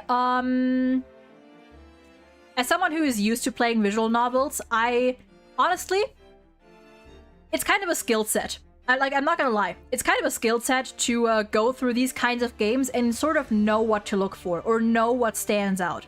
Like, at this point, by now, when I go through a visual novel or any game, my, the little bells in my head automatically go off when I see, something that sounds even the littlest bit like, you know, there could be something there. And, I just save these moments just in case and, look back at them later. And, maybe the bells in my head were right and maybe they were wrong, you know? It definitely is, especially for visual novels, which are generally very long. It definitely is something that needs kind of practice. And it's not something that I expect people to, like, just do whenever, like, in whatever game they play. It's often little things, that kind of lead to those conclusions. But, you know, just because they're small and subtle, I think doesn't mean that they can't carry just as much weight, you know? There's a lot of good games to do discussions of, definitely. AI the Somnium Files blew me away on how good the writing is despite how silly it is at times. AI the Somnium Files is an incredible game. It's a good game. Yeah, no, Ace Attorney is a huge game. It is a huge game, and that is why I want to take this bit by bit and do streams like these with each game I play through, rather than just like do one big thing at the end of the trilogy. Because like, as you can see, like there's a lot of stuff to go through. Like, for me personally, there's a lot of stuff that I pick up on and I look into, where I'm like, if I tried to squeeze all of that in one stream, like, it just wouldn't work. So yeah. Okay, but this was fun. This is really fun. I feel like maybe there have just been books that have done irreparable damage to my patience. Hey, you know what? That is fair. That is fair. I'm a sucker for slow burn, and I've kind of learned how to navigate my way through stories like these.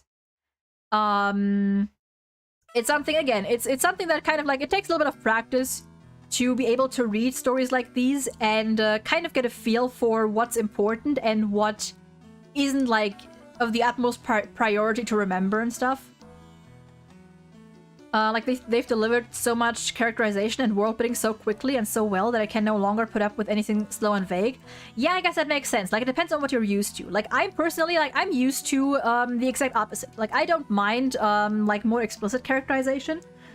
But I love being able to take lines that at first glance might not appear like anything big and, like, put them together with other aspects throughout the games or throughout the story to, like, build a bigger picture. I love being able to, like, puzzle these things together. But I get that's not everyone's cup of tea. I get it depends on, like, what you're used to and just, you know, what you, like, your preferences in general. But, like, yeah, that's why Ace Attorney, I really like Ace Attorney because of that, because Ace Attorney is definitely one of the more subtle series in that regard. Not always. There's some cases where they really like present it to you on a silver platter. but there are lots of aspects when it comes to characterization that where there's a lot of potential to really look at the details, you know? There's a lot of hidden potential. And that's what I really love about this series. And others as well. Others as well. But yeah. It all depends. All depends. I personally like this. I love slow burn stuff. So, or well, I like slow burn stuff. It depends on how slow, I guess. But yeah. That being said, 10-hour story games are like, bro, 10 hours for me, I feel like would be too short. Like, I'm a sucker for long games. I mean, hence me loving Persona and Danganronpa and Ace Attorney and stuff. You can do a lot with 10 hours. That's true. That's true. But I do like my longer stories. Definitely. But yeah. This has been it for me. This has been a long stream, but a fun stream. I want to do these more often in the future. Play Signalis and see how much content you can have with that one. All right, Signalis, I forgot about that game. I'll write that down after this and then look into it. But yeah, that's been for me. So the plan for these coming 2 weeks is next week, starting with Monday, we are gonna go back to Persona 4, and I think we are going to keep playing Persona 4 Golden until we're through with the game, because I think there's not much left. I think I have about like 15 to 20-ish hours left of the game, which if I do some longer streams, I can get through it in like 2 weeks. So Monday and probably Wednesday will be Persona 4 Golden. After that, I will be gone for about half a week. I'll be gone Thursday through Monday to visit my girlfriend. And the week after that, I'll be back on like either like Tuesday or Wednesday, and that will be probably enough to finish Persona 4 Golden. Are you gonna make a yapping stream for P4 too? Probably. Probably. I don't think it's gonna be as long as this one, but we'll see. The thing with Persona 4 Golden is I didn't like I wasn't as thorough with that game as I am with this one. Like, I haven't taken any screenshots or anything, or, you know, all that stuff. But I don't know if I'll do a separate stream or if I'll like have a stream, like, depending on how long it takes. It depends. Maybe maybe the last Persona stream, P4 stream, will be a shorter one, in which case I'll have another hour or so to just yap there. Maybe I'll do a shorter separate stream. Maybe I'll combine it with like a tier list stream. We'll see. We'll see. But I definitely will talk about it in some way, shape, or form. Not in this capacity probably, but I will. I will. What the fuck is this? What is...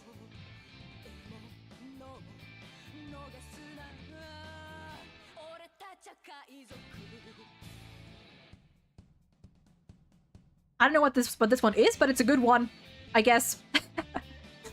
But yeah, so the plan is the next 2 weeks are going to be Persona 4 with a small break in between.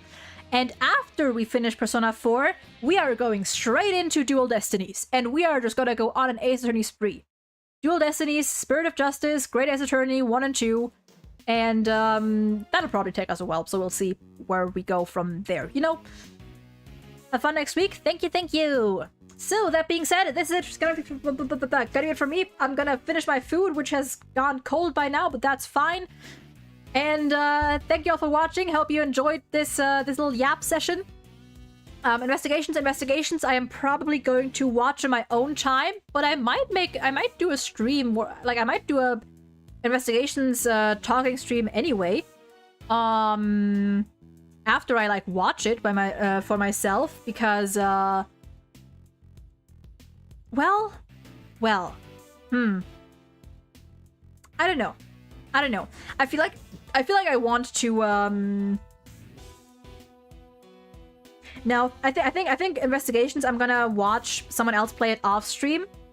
because I think Crystal is gonna play it when it releases, so I'm gonna keep up with her on that. And I'm gonna go through the story like that. And I'm gonna stick to the mainline games. Hot take, they're the best, better than the mainline. I don't know if that's a hot take. I know Investigations 2 is I'm pretty sure Investigations 2 is kind of like regarded as the best in the series. Or not the, but like one of the best main games in the whole series. I know it's very popular. I know the Investigations games in general are pretty beloved. More innovative and fresh than any of the mainline series. I get it. I get it. Yeah, no, I think I get what you mean. From what I remember, I definitely did like, or I do like those games too. But I'll get my full opinion once I actually, you know, get the complete experience. Yeah, no, it definitely, like, Ace Attorney Investigations definitely has like lots of interesting aspects to it.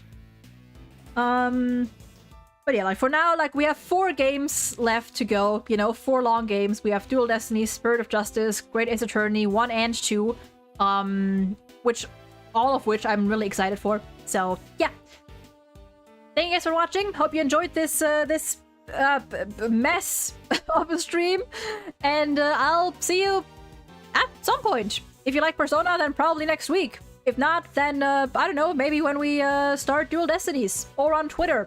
Speaking of which, if you want to keep up with me and streams and my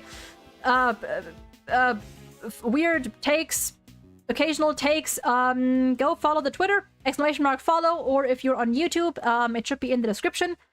Follow the Twitch, follow the YouTube, all around, all that stuff. And yeah. This is a good theme to end it on.